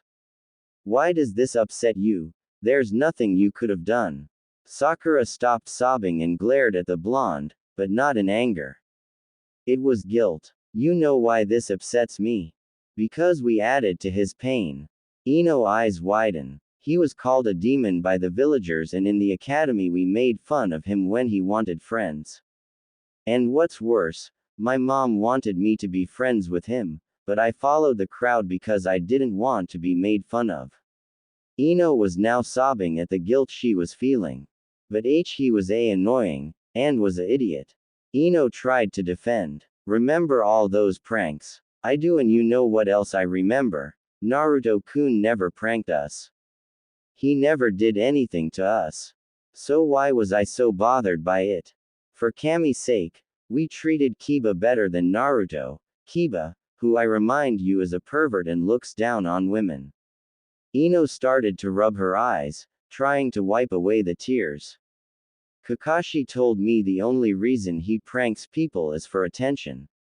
He didn't like being ignored and glared at, so by pranking, he was looked at as an annoying kid. Ino finished. Ino never thought about it before. Naruto never targeted kids for his pranks, only adults, and now hearing this, they probably deserved it. And now that she noticed it, whenever she saw him smile, it seemed forced, but she never thought of it because she never cared for her fellow blonde because she always focused on the Uchiha. But after hearing about the incident, she started to look at both Team 7 boys in different ways. She always dreams about getting married one day to a knight in shining armor, and she assumed Sasuke was the one to fit the description. Now after hearing about the emo, she was having second thoughts about pursuing any relationship with him. He's amazing. Regardless of how the village treats him, he still wants to be Hokage and protect the village. I wish I could also be strong like him. Sakura blushed before continuing. I think I'm going to give Naruto-kun a chance. He proved to me how much he cares about me. Sakura announced. Even though he said he will never pursue me again, he didn't say his feelings were gone. Hold up, forehead. Not so fast. Ino interjects. Why do you get to have Naruto? What if I want him? Sakura gasps in surprise before glaring at her old friend. And why would you want him, Ino pig? You hardly know him. Sakura yelled. Why wouldn't I? After everything you said, I would be stupid not go for him. Should I remind you? You said he's kind-hearted, strong, dedicated, and practically a knight. He jumped in front of an attack to save you. That's so romantic. I may not know him much, but from what you told me, he has the quality of a good man. I just get to know him better and show him my good side. He shouldn't be able to resist my charm, especially since I'm way more beautiful than you are. Ino said with confidence. Fat chance, pig. Naruto-kun will be mine. After all, we already kiss. Ino was surprised but quickly hid it. Well, I guess I have to give an even better one. Like I let you. Sakura and Ino continue you back and forth, but they would never admit they were enjoying each other's company. Council room. The shinobi clan head and the civilian council received word of a meeting of great importance and was waiting for their leader. But soon the wait was over, when the doors opened revealing the Hokage. The clan heads did a slight bow towards as a show of respect, and Mebuki was the only one to bow on the civilian side. I'm glad everyone is here, now let's begin this meeting. Hiruzen started with a slight chuckle. What is this meeting about, Hiruzen? Danzo questioned. It's funny you should ask, you see it actually involves you. Danzo was confused. Has his root headquarters been found out? He doubts that. He was sure he wasn't missing an agent. You can come in now. Hiruzen called, breaking Danzo from his thoughts. Everybody turned to the figure behind them and saw none other than Tsunade Senju walk in with a smile. Danzo flinched a bit at the glare the Sannin was giving him to keep, but kept his stoic look. Tsunade-sama, it's an honor to have you back in our village. Kaharu started. Cut the shit, I'm not here for the village. Tsunade said, still glaring at the bandage man and shifting it towards the elders. I've got questions that need answers. Danzo. Tsunade narrowed eyes. Why did you tell me that a Kushina child was killed? Tsu's eyes widen. Kushina's pup is still alive. Where? The Inuzuka asked but was ignored. Isn't it obvious? It is the property of the leaf. It should be made into the perfect. Danzo didn't get finished because Tsunade grabbed the throat, releasing a bunch of ki.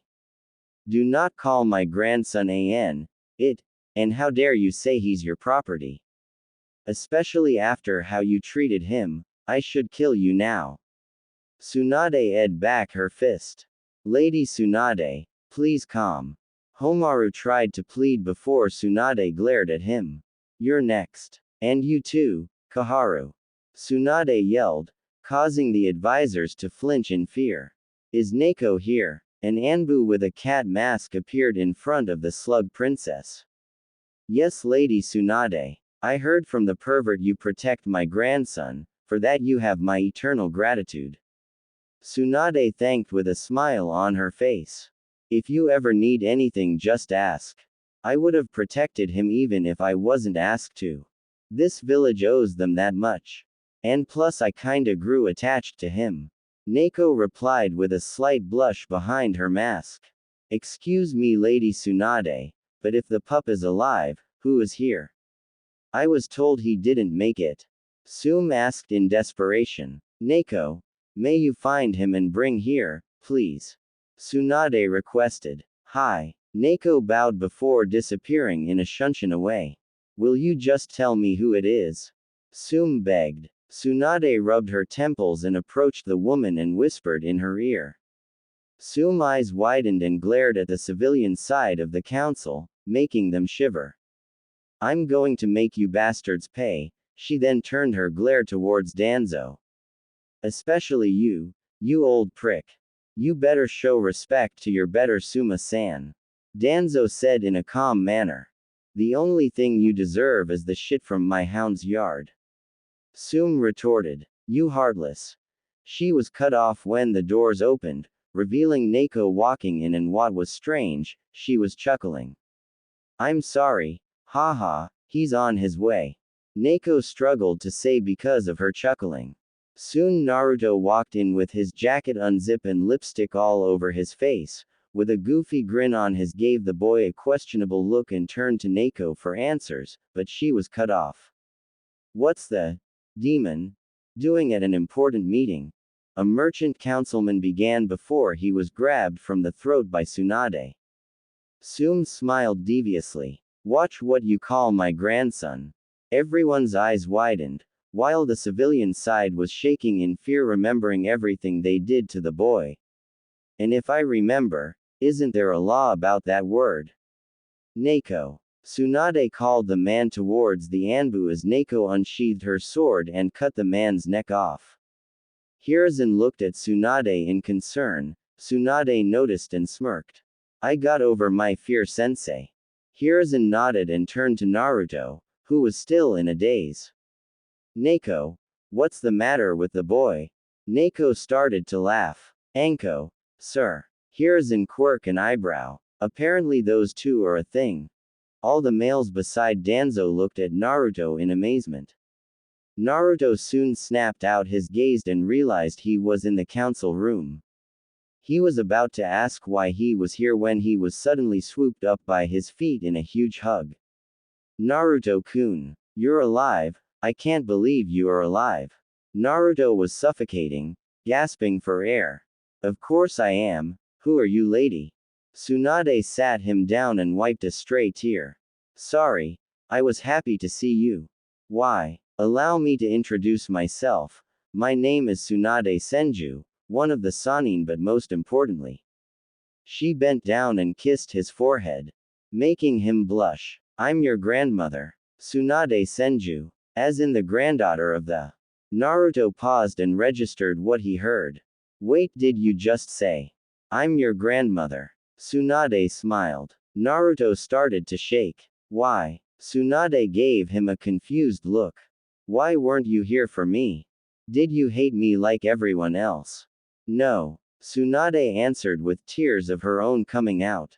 I would have been here for but. She started releasing ki, startling everyone. I was told by some soon-to-be-dead fools, that you perished the night of the attack. She stopped the ki and gave Naruto a soft hug which he returned. I love you. Naruto was crying in the crick in her neck, very happy.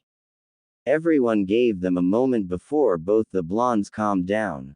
Wow, I can't believe I have family and it's a Senju. The shinobi clan heads, Hokage, Mebuki and Tsunade all smiled at the boy, happy for him. There's no way those two are related. Tsunade is a princess and the boy is nothing but garbage. Another council said, making the rest nod in agreement. He must have hypnotized her. Kit, show them, Kurama suggested. Naruto smiled at the idea even though he wanted to keep it a secret. If I'm not a Senju, how can I do this? Mokuten. Moku Bunshin no Jutsu. Naruto said, making a wood clone of himself, receiving gasp in return. You have Ji-chan bloodline. Tsunade asked in shock. That's right, Ba-chan, which reminds me. Naruto turned to face the Hokage. I would like to be in the CRA. Naruto shocked everyone. I agree, it'll bring great strength to the leaf to revive the Mokuten, Senju and Uzumaki clan. Danzo said. Well, I don't. We shouldn't have any more demon spawns running around. The stupid councilman started before he was beheaded by Neko. Hiruzen looked at Naruto and nodded for him to continue. But there is a condition. Everyone waited for Naruto's condition in suspense and grew nervous when he started to chuckle. You can come in now. Naruto called. Anko walked in with a huge sinister grin, matching Naruto's. Anko-chan have to approve of them. Hello Shinobi Council. Anko greeted with a bow, then the Civilian Council. You're royal. Why should the snake whore have the honor of such an important task, Uzumaki-sama? Another random councilman asked. Anko was about to jump up and torture the victim, but Naruto grabbed her hand and gave her a warm smile. For one, I don't want anyone trying to gain power using my clan status. The civilians grumble a bit. And two, Naruto pulled Anko by her arms and gave her a deep kiss, surprising everyone. Anko got over her shocked mood and returned the kiss by wrapping her arms around his neck. Naruto wrapped his arms around her waist, earning an extra moan from the snake mistress. Some of the men were impressed with the blonde, while Tsunade gave a questionable gaze. After 30 seconds of making out, they broke apart for air and Anko gave Naruto a seductive smile. Didn't know you were an exhibitionist. Anko then turned her head towards the council. Now listen up. I don't want no pansy girl trying to bed my Naru-kun for his status, or my snakes will have a full-course meal. So no fangirls nor loveless relationship. Anko declared, receiving nods of approval from the shinobi and glares from the civilians. It's been 3 days since Naruto met his grandmother. He was extremely happy. Once Tsunade found out he was living in an apartment at the Red District, she almost raised hell. She just needed that little push, and that push came in the form of a civilian who noticed Tsunade walking next to Naruto. He tried to pull Naruto away from her, claiming the demon was trying to taint their princess, and to make matters worse, more civilians joined in. It was safe to say, the hospital was almost full that afternoon. Naruto was happy. He had family. He had a new place to live, but the biggest surprise, he also had a new friend in Shizune Kato. If he could describe her in a way, he would say she is the opposite of Anko, which isn't good or bad. Shizune was calm, patient and level-headed. She was also a rational thinker. Naruto decided to learn about poison from her. He may not be able to do medical ninjutsu, but he could probably make poison and antidotes. Naruto had to be honest. He enjoyed Shizune company. She was the first female he met that wasn't brash, violent or weird. Shizune took to the blonde well. She enjoyed his company well. He was easy to get along with and fun to talk to. He reminded her of her uncle whenever he talked about being Hokage, and she respected how he valued bonds and cherished them as well. Tsunade had informed Shizune about Naruto being in the CRA and suggested she join. Shizune had blushed up a storm, claiming she didn't know the boy. Tsunade gave a smirk that Shizune recognized. It means Tsunade was planning something. Tsunade ordered Naruto to go get some flower seeds and she forced Shizune to join. Shizune was blushing because she knew what her sensei was planning, but she did want to get to know Naruto more, so she went along with the plan. Do you know what kind of flower Ba-chan wants? Shizune nodded. She wants anything red, yellow and purple. Red for Uzumaki, purple for Senju and yellow is a secret. Shizune teased. Sign it's my dad, isn't it? Why won't anyone tell me who he is? Well, at first it was because we thought you couldn't keep a secret. But now that's not the case. What do you mean? Naruto asked. Shizune started to giggle. Well, you are training right now, and everyone assumes if you find out who your father was, you would be begging to learn his jutsu. Shizune answered. How strong are they? AS rank. Naruto pouted. Shizune giggled and rubbed his back. It's alright just to be patient, for me. Shizune asked. Naruto looked at Shizune and signed. Fine. I guess I can't ignore a request from a beautiful lady. Naruto said with a smirk when he saw Shizune blush. Nice one, kid. You are finally stepping out of your cage. Kuruma complimented. Shizune calmed down and gave Naruto a sad look. You don't have to lie, I'm aware of my boyish look. Even with theses. Shizune pushed up her. Most guys don't pay attention to me. That's their loss. Shizune turned to Naruto and continued. You might not have big S like other girls doesn't mean you aren't beautiful.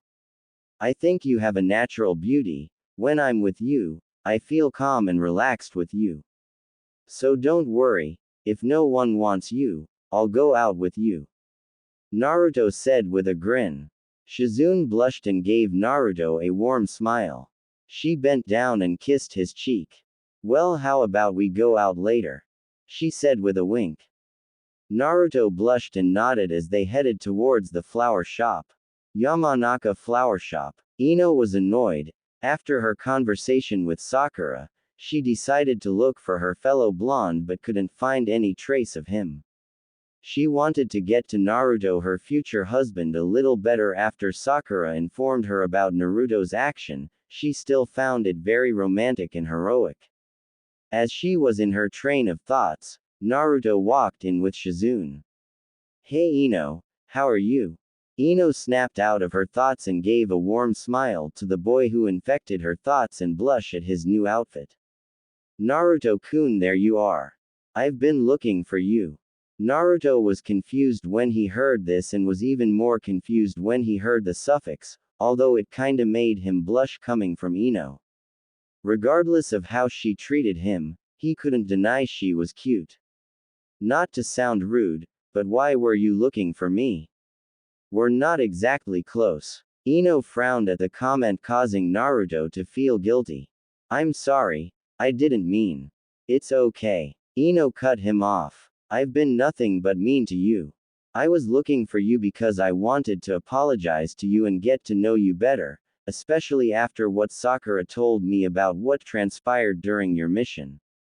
After I heard about that, I wanted to get to know you, but I understand if you don't want to. Sure. In fact, why don't you come with us? I was showing Shizune-chan around the village and I'm sure she would love to talk to another female. We will come back for the seeds later. Naruto offers, turning to his female companion, who gives him a nod of approval. Sure. Let me close down and we can go. Ino said with a cheer and turned the signs on the door, then latched herself on Naruto's arm, surprising him. What are you doing? Naruto asked. Well, this is a date with two beautiful girls, so this is normal. Right. Shizune-san was it? Ino answered. Shizune giggled and held Naruto's hand. Right. So where are we going? Naruto chuckled and decided to take them to Akamichi Barbecue. When they got there, they sat at a table with a grill. So what are we eating? I'm ordering shrimp, beef, and pork. I'm not eating any meat. I'm on a diet and got to keep my figure. Ino answered, causing Shizune to give her a look of misbelief. What do you mean diet? Aren't you a kunoichi? Shizune asked. Well, yeah, but I gotta watch my figure. Like you. Shizune pinched her temples. Ino-san, I never dieted in my life. It's unhealthy and it can lead to a kunoichi death. Shizune said, surprising Ino. But if you never diet, how do you have that beautiful body?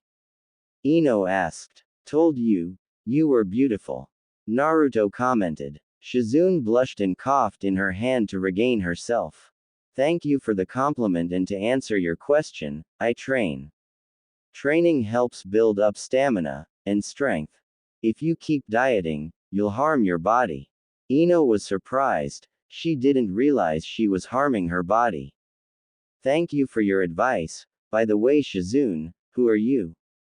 I'm a medic nin and the apprentice of Tsunade Senju.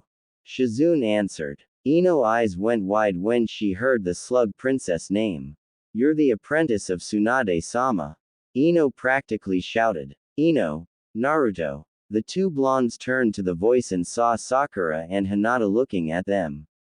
Hey forehead, Hinata-san. We were about to come see if you wanted to hang out with us. Hey Naruto, what are you doing here and who's this? Sakura said, while looking away from Naruto with blush. Naruto and Shizune-san came by the shop earlier to get some seeds and invited me along to show Shizune-san around the village. Get this, she's the apprentice of the Tsunade Senju. Sakura turned her head towards Shizune so fast, it almost snapped her neck. Really? She's every kunoichi idol. I'm surprised she's in the village, she said, sitting at the table, next to Ino, while Hinata sat next to Shizune. She was even more surprised to find her grandson still alive. When she heard the news, she rushed back to the village like an angry tiger. Shizune said, I wasn't aware that Tsunade-sama had a grandson. Hinata finally spoke. Yeah, I was surprised as well. Naruto said, confusing the younger girls. Why would you be surprised by that Naruto-kun? Do you know him? Sakura asked her new crush. Because Naruto-kun is her grandson. Shizune answered. Ino jaw dropped, Hinata fainted and Sakura walked up to Naruto and shook him fast. Why didn't you tell me? We're teammates. Sakura asked. Because I didn't know, now can you let me go, Sakura-chan? Sakura stopped and blushed in embarrassment. Believe it, if I knew I would tell you. Hey, how would you three like to meet her? Naruto offered. Faster than light, Sakura and Ino were right in his face with stars in their eyes. Really? You're the best, Naruto-kun. Both girls squealed at the same time and both kissed him on the cheek, causing Hinata to glare a bit and Shizune's smile to twitch a bit. Naruto turned to Hinata, who started to blush. Are you coming too, Hinata-chan? Naruto asked with a warm smile, causing the Hyuga to pass out. Take that as a yes. Ino interjected. Naruto nodded and then finished eating. To Shizune's dismay, she had to convince Sakura to stop dieting as well, and after the speech, Sakura, along with Ino, started eating more meat. After Naruto paid for all 5 of them, they proceeded to head towards the Senju compound. On the way, Naruto instincts kicked in, but it wasn't dangerous and he was soon tackled by a purple blur known as Anko. Before he could question who it was, he felt someone's tongue enter his mouth and he recognized the taste of dangos, so he started to reciprocate it. The rest of the group was blushing up a storm when this mystery woman appeared out of nowhere and kissed their Naruto-kun. Anko pulled back slowly and smiled. Hey Foxy-kun, how's my favorite blonde? Anko asked, getting off her boyfriend, fiancé. Ino and Sakura were glaring in jealousy, but not because of the kiss, okay maybe a little, but because of how Anko ozed sexy from her body. They looked at their bodies and back at Anko, then started to cry anime tears. Hinta stepped towards Anko to speak. Excuse me, but who are you? Anko turned to the girl and smiled. I'm the badass, sexy and taken, Anko Mitarashi. You're on the Nai-chan team, right? Hinata nodded. You're also the one who has been following. Hinata let out a eep and covered Anko's mouth, confusing the others. Anko smirked. Perfect. I've been looking forward to a one-on-one time with you. Come with me, we have some things to discuss. Huh, was all Hinata said before Anko put her on her shoulder and turned to the group. Don't worry about us, you can go ahead. We'll meet up later. The snake mistress said before giving Naruto a deep passionate kiss and leaping away with Hinata on her shoulder. Well, that happened, Naruto said. The others nodded after his words and left. Anko headed towards the forest of death and landed in front of the gates and dropped Hinata on her. Okay girlie, I'm not going to beat around the bush. I know you like Foxy-kun, but I'm not going to allow you to date him. Anko said to the girl. Hinata's eyes widened and she began to tear up. Why? I love Naruto-kun. Hinata said. Anko smirked and started her plan. Oh, believe me I know, but here is something you didn't know. Foxy-kun is in the CRA and is the matriarch female. I'm allowed to decide who's in and who's not. And I don't think you're good enough. Anko said, causing the girl to cry. But I can help you change that. Hinata stopped crying instinctively and was now focused. What do you mean? Anko jumped on the fence and crossed her legs. You're too soft and weak. You stutter too much and have no confidence. I've seen you train and you have hidden potential, which I can bring out. Foxy-kun is going to have a lot of enemies in the future and I don't want no one holding him down, understand? Hinata nodded her head. Foxy-kun is the type to risk his life for people he cares about, and if you date him you become a part of our family. Which means you'll have to protect him as well. So to keep it short, if you don't impress me after our training, you will not be with him. Now do you accept me as a second sensei or give up on Foxy-kun? Hinata was quiet for a while before closing her eyes. When she opened her eyes, it showed determination which impressed the snake mistress. I'll do whatever it takes. Hinata said without stuttering. Great. We'll start tomorrow and then, Anko's hell training will begin. Senju Compound. Naruto and Shizune arrived back at the compound with Ino and Sakura in tow. Ba-chan, Naruto called out, as he stepped in the house. They went to the dining room and found Tsunade drinking some sake. Welcome back, Naru-chan, Shizune. Who's these two girls behind you? Tsunade asked. Naruto walked up to her and gave her a hug, one of the many they owed each other. This is Sakura-chan and Ino-chan, they wanted to meet you. Naruto answered. Tsunade stood up and approached the girls. It's nice to meet you, Sakura and Ino. Sakura, from what Naruto told me, you have perfect chakra control and I was wondering how would you feel if you became a Med-C. If you're on my grandson's team, I want you to be able to support him and not just rely on him. So how about I train you? Sakura's mouth dropped. She had just been offered the chance to train with the Tsunade Senju. It'll be an honor to train under you. Sakura said with a bow. Ino got in front of Tsunade in a begging position. Can you train me too? Ino begged desperately, but before Tsunade could answer, Shizune intervened. Actually, Ino-san, may you allow me to train you? You see, I'm a medic nin, but I'm a poison fighter. Owning a flower shop gives you a lot of possibilities. Also, I always wanted to train a student on my own, so what do you say? Would you mind having me? Shizune said. Ino was shocked. Sure, it was the slug Sanin, but it was her apprentice and she could use her flowers as a weapon. Also, it would be a good step for her life to get back on track. Ino then approached the raven-haired and bowed. I accept your offer, Shizune-sensei. Naruto was happy for the girls, they now have a chance to go from fangirls to kunoichi. Naru-chan. Naruto turned to Tsunade with a questionable gaze. Neko appeared earlier and she wanted to talk to Yushi-s in the backyard. She said, you'll know why. Naruto nodded and went to the back of the house and found her. Hello Naruto-kun, how are you? I'm fine, is everything okay? Naruto asked. Yugao nodded. Everything is fine, but your training will conclude in 2 months. You learned all my techniques, some ninjutsu and taijutsu, you still need to learn more seals from your mother scrolls, but overall skill-wise you are a jonin. But you're a low chunin in experience.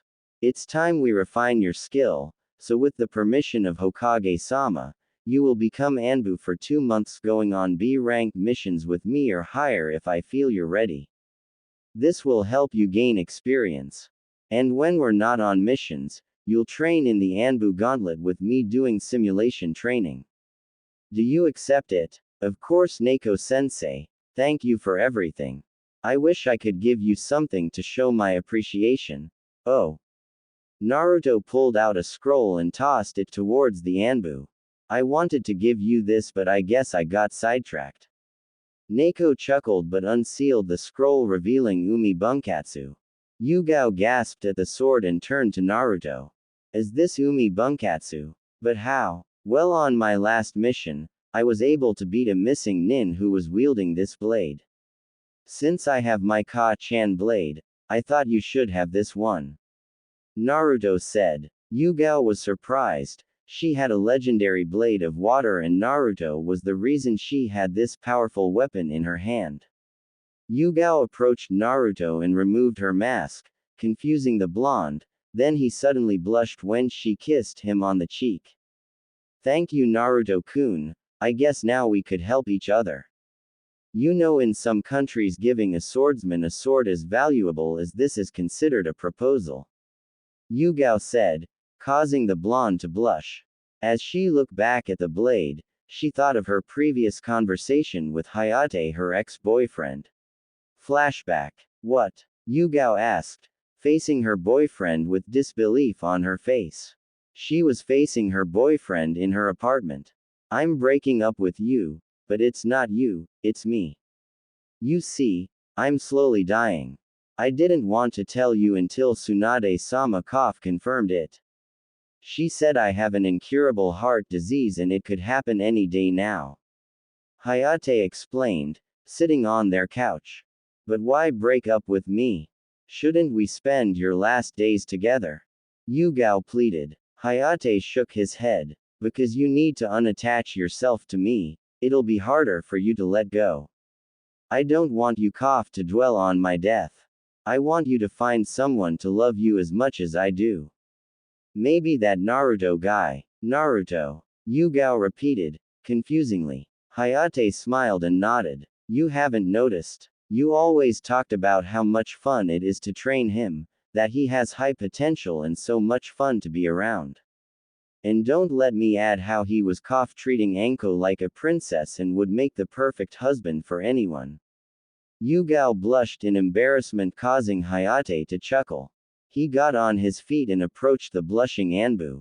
Listen, I love you and always will, but after today we shouldn't see each other anymore. It's the best for you. I'll be dead soon, but you'll live and be happy for the both of us. Just promise me something. Anything. Yugao responded. Hayate adopted a teasing smirk. Name your first kid after me. Hayate said, causing Yugao to blush. Flashback end. Neko-sensei. Yugao looked up and smiled at the blonde. She had to admit, she was becoming a little attracted to the blonde and he always gave off this warm aura.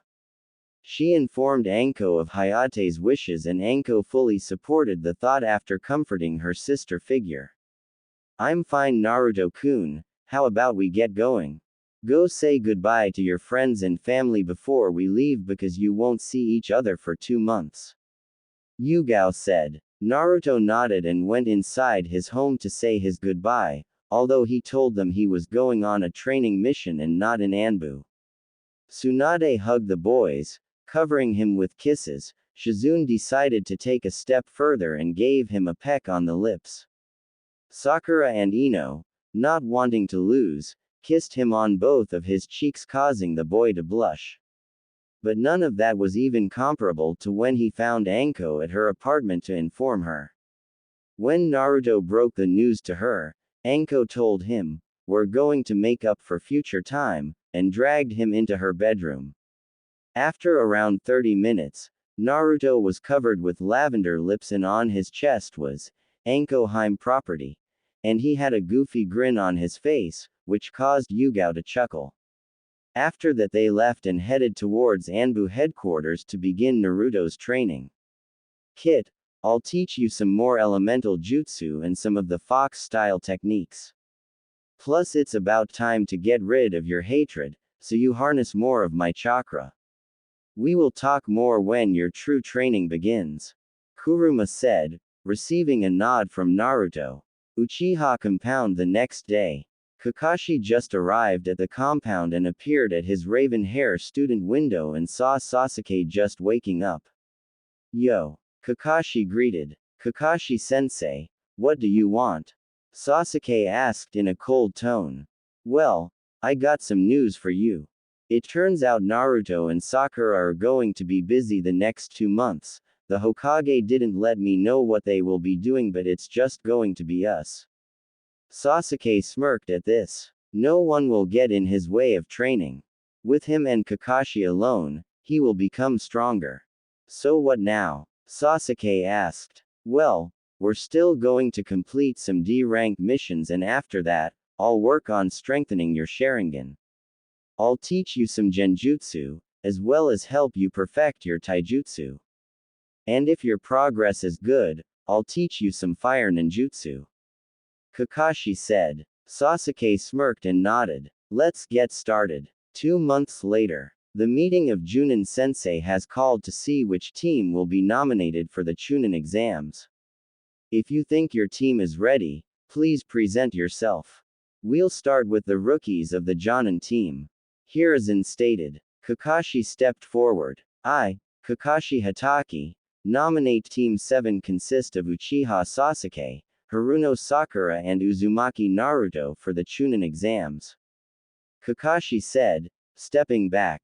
Kurenai stepped forward. I, Kurenai Yuhi, nominate Team 8 consist of Aburame Shino, Hyuga Hinata, and Inuzuka Kiba for the Chunin exams. Kurenai said, stepping back. Asuma stepped forward. I, Asuma Sarutobi, nominate Team 10 consist of Akamichi Choji, Nara Shikamaru, and Yamanaka Ino for the Chunin exams. Asuma Sarutobi said stepping back. Iruka was about to get up and protest but the Hokage stopped him and turned to the Jonin. You may leave and hand the applications to your students. Hiruzen ordered and as the Junin left Iruka finally spoke. Excuse me Hokage-sama, but why did you allow the rookies to take part of the exam, especially Naruto? He was the dead last and I don't think he's ready for something of this caliber. Hiruzen chuckled. You don't have to worry about Naruto-kun, after all. Hiruzen went close to Iruka's ear. I think everyone has to worry about Naruto-kun because I can guarantee he'll be one of the strongest genin there. Iruka's eyes widened. What could his leader mean? Somewhere else in the village, Anko was enjoying some dangos after her final day with the Hyuga heiress. She could honestly say she was excited to see her little project in action. She felt guilty she had to keep the secret from Kurenai but to Anko it was more of a surprise. She was snapped out of her thoughts when she felt a pair of arms wrapped around her torso. She was about to kill whoever this pervert is. She whipped out a kunai and turned around to stab the perpetrator but he grabbed her wrist. When she faced the person, her face turned from anger to happiness. Hey Anko him. Naruto was cut off with Anko jumping him and smashing her lips against his blowing mind. He closed his eyes and returned the kiss, bringing Anko closer, causing her to moan. After a minute passed, Anko separated from Naruto and looked around to see everyone staring at them blushing. What the air you staring at? Anko yelled, causing everyone to scatter. Naruto chuckled and hugged the snake mistress. I missed you Anko-chan. Anko gave Naruto a warm smile. Same here Naru-kun. Anko stepped back and got a good look at Naruto. He was wearing a white open jacket with a fishnet shirt underneath, blue Anbu pants with his sword at his side. And thinking about the shirt, she could see Naruto's abs causing her to drool a bit. But what excited her the most was the aura coming from him. Wow Foxy-kun, your presence is making me want to jump you. Naruto smiled. Well, looking at you is just as hard considering how gorgeous you are. Naruto commented, causing Anko to blush. Well, as much fun as this is, I have to go get ready for the Chunin exam. Maybe if you're promoted, we can celebrate. Anko said, giving Naruto a wink before shushing away.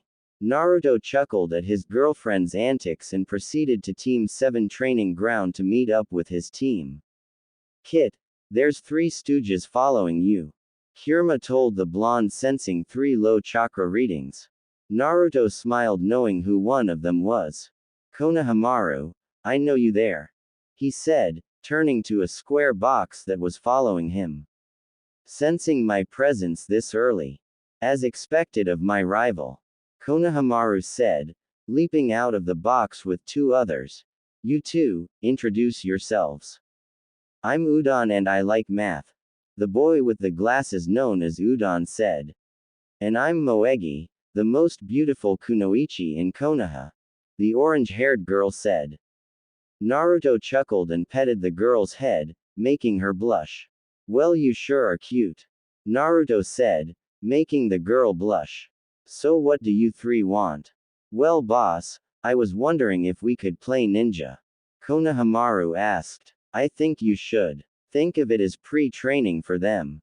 Kuruma said. Naruto-kun. Naruto was cut off and turned to see Sakura with her hair cut, wearing a red vest with a red skirt. He could tell she was stronger than before, feeling the power radiating from her. Sakura glomped on the boy and gave him a hug. It's good to see you. Naruto returned the hug. It's good to see you too, Sakura-chan, like the haircut. You look great, Dadbeo. Sakura blushed at the comment. Hey boss, is she yours, Yano? Konohamaru asked, lining his fingers in a circle.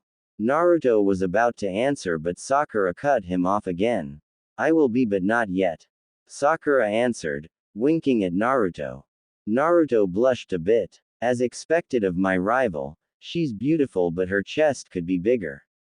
Suddenly the room got a lot colder. Naruto slowly turned his head towards his teammate and saw the Oni. Konohamaru. You should run. Naruto warned. Konohamaru looked at Naruto then towards Sakura and saw evil. He then took off in the opposite direction, while Sakura chased after him. Get back here, twerp. Sakura yelled. Naruto chased after her along with the other K-Core. Naruto saw them round the corner and made his way towards them. He had to admit, Sakura anger was a great power source. Ouch! Naruto arrives behind Sakura to find his protege being yanked up by the collar by a catboy thingy. But what caught his eye was the kunoichi standing next to him. Nice legs. Kuruma commented. Naruto nodded in agreement. The girl looked at Naruto and blushed a bit with a smirk on her face. Looks like the blonde hottie is checking me out, gotta say, love the eyes, the girl thought. Excuse me ma'am, but may you please let go of my friend? Naruto asked politely, causing the boy in the cat suit to seethe while the girl chuckled. I'm a boy and why should I? He ran into me. Maybe I should teach him a lesson to watch where he is going. The boy edged his fist back and was about to punch, but all of a sudden he felt metal on his throat. He looked down and saw a tip of a blade pointing at him. When he looked into the blonde eyes, he saw that they were slit. I'm sorry but I should have been more clear. Put him down or die. Naruto said, releasing some ki. The boy dropped Konohamaru, who ran behind Naruto. The boy reached for his bandages but as soon as he touched them he felt a blade touching the back of his neck. He turned around and saw the same blonde who was just standing in front of him. Naruto-kun is amazing. Sakura thought. Strong and handsome. I think I just found a potential boyfriend. The girl thought. Boss is so cool. The three kids thought with Moegi having hearts in her eyes. That's strike 2. If you attempt to harm anyone from my village, not only will you be kicked out of the exams but you will die here and now. Plus the guy in the tree next to my teammate is getting pissed. You can come out now Sasuke and so can you, Red. Naruto said, returning to Sakura's side. Sasuke jumped down from the tree but surprised him that there was somebody behind and he didn't sense him but Naruto did. Sasuke glared at the blonde. How strong are you? I couldn't sense this guy but the Dobi could. The girl looked at Sasuke and back at Naruto. He's cute but the blonde is way better. The red glared at the cat suit man in anger. Kankuro, you're a disgrace to our village. But Gaara. Shut up, or I'll kill you. Gaara said, jumping down landing next to his team. He turned to Naruto and bowed. I'm sorry for the trouble my teammate has caused. Gaara turned to walk away with his team. Wait, who are you? Sasuke asked, glaring at the redhead. Who? Me? The girl asked. No, the guy with the gourd. Sasuke responded. Naruto walked behind Sasuke and smacked him on the head, then turned to his fellow blonde. I'm sorry, he plays for the other team. He doesn't appreciate beauty as such as yourself. Naruto said, making the girl blush. My name is Sabaku no Gaara. I'm interested in learning your name, the redhead said. Sasuke smirked. Of course you heard of the. I wasn't speaking to you. Gaara cut the Uchiha off and turned to the male blonde. Naruto quirked an eyebrow and gave Gaara a challenging smirk. Naruto Uzumaki, future Hokage. Naruto then turned to the blonde girl and gave the girl a warm smile. I know the Tem didn't care, but would you mind telling me your name? The girl returned the smile and gave the blonde a wink. Sabaku no Tamari. Tamari said. Naruto approached the girl and grabbed her hand, then kissed her knuckles, making the girl blush. Haha. Smooth moves, kid. By the way, this boy has my crazy brother Shikaku sealed inside him. Looking at the boy, you can tell he never slept in a day of his life. Maybe you should help him. Use my chakra and challenge him. Kurama said. Naruto nodded. Hey Gaara, was it? I got a message for Shikaku from number 9. Naruto said, causing the sand nin's eyes to widen. Shikaku, stop torturing the boy and let him sleep, or else you'll be dealing with me, and trust me, unless you want to become a tailless beast, stop tormenting him. Naruto said, making the voice in Gaara's head panic a bit. Gaara looked at the blonde with a confusing gaze. Mother says I can sleep tonight. Tamari and Konkuro's eyes widened. Tamari turned to her fellow blonde and wrapped in a hug, then kissed him on the cheek. Thanks for helping my brother, maybe we could meet up later. Tamari said before turning around and leaving with her brothers. Naruto turned to his teammates and the kids. Let's go guys, we are supposed to meet up with Kakashi-sensei and Konohamaru, I'll hang out with you later. We have to go, Naruto said. Got it boss, see ya. Nice to meet you Sakura-san, but not you Tem. Konohamaru said before disappearing. Sasuke grunted and Sakura giggled.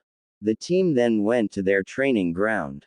As they waited, Sakura and Naruto decided to catch up. So Sakura-chan, how was your training? Naruto said, sitting down by a tree trunk, while Sakura sat in his lap. Sakura-chan, what are you doing? Anko-san gave me permission to pursue you, and she also said to be a little aggressive. Speaking of which, how would you feel about going on a date with me? I know you said you gave up on me, but I've changed, so. Sakura answered. Naruto chuckled and wrapped his arms around Sakura's waist. Well, who am I to ignore a girl's need? Sure, I don't mind giving you another chance. So about your training? Naruto asked. That's a secret that you have to wait and see. Sakura answered, sticking her tongue out. Well, it wouldn't really matter because you are just a civilian. Sasuke cut in. Naruto was about to speak, but Sakura spoke first. Well, I don't remember asking you Uchiha, not that your opinion matters. Now why don't you just go over there by yourself and broad in the daylight like all emos? Sakura retorted. Sasuke's jaw dropped. His fangirl just told him off. Naruto was staring at Sakura in amazement. Sakura turned to the blonde and was about to question him because of the way he was looking at her. She was surprised when Naruto smashed his lips onto hers and wrapped his arms around her waist, pulling her closer. He pulled back and smiled at the pinkett. Sorry, but talking down to the Tem kinda turned me on a bit. Sakura just nodded with a day expression on her face. Yo. The three turned to Kakashi, who appeared out of nowhere. Naruto, Sakura, it's good to see you too. Today there will be no training, but I have something for you three. Kakashi handed them an application. These are for the Chunin exams. Fill them out and head to the academy tomorrow at noon. Good luck, Naruto and Sakura. Do your best and keep up with Sasuke. You two missed out on a lot of training, so don't be surprised if you two don't make the cut. See ya, Kakashi said before disappearing. Naruto and Sakura smirked. They couldn't wait to surprise their sensei with their results. Naruto put a hand on Sakura's shoulder. She turned to face him. How about a mini date? Sakura wrapped her arms around his neck and smiled. Sure. We can go to Ichiraku's ramen, I haven't had any in a while. Naruto nodded and shunshed both of them away. Sasuke just gritted his teeth and left.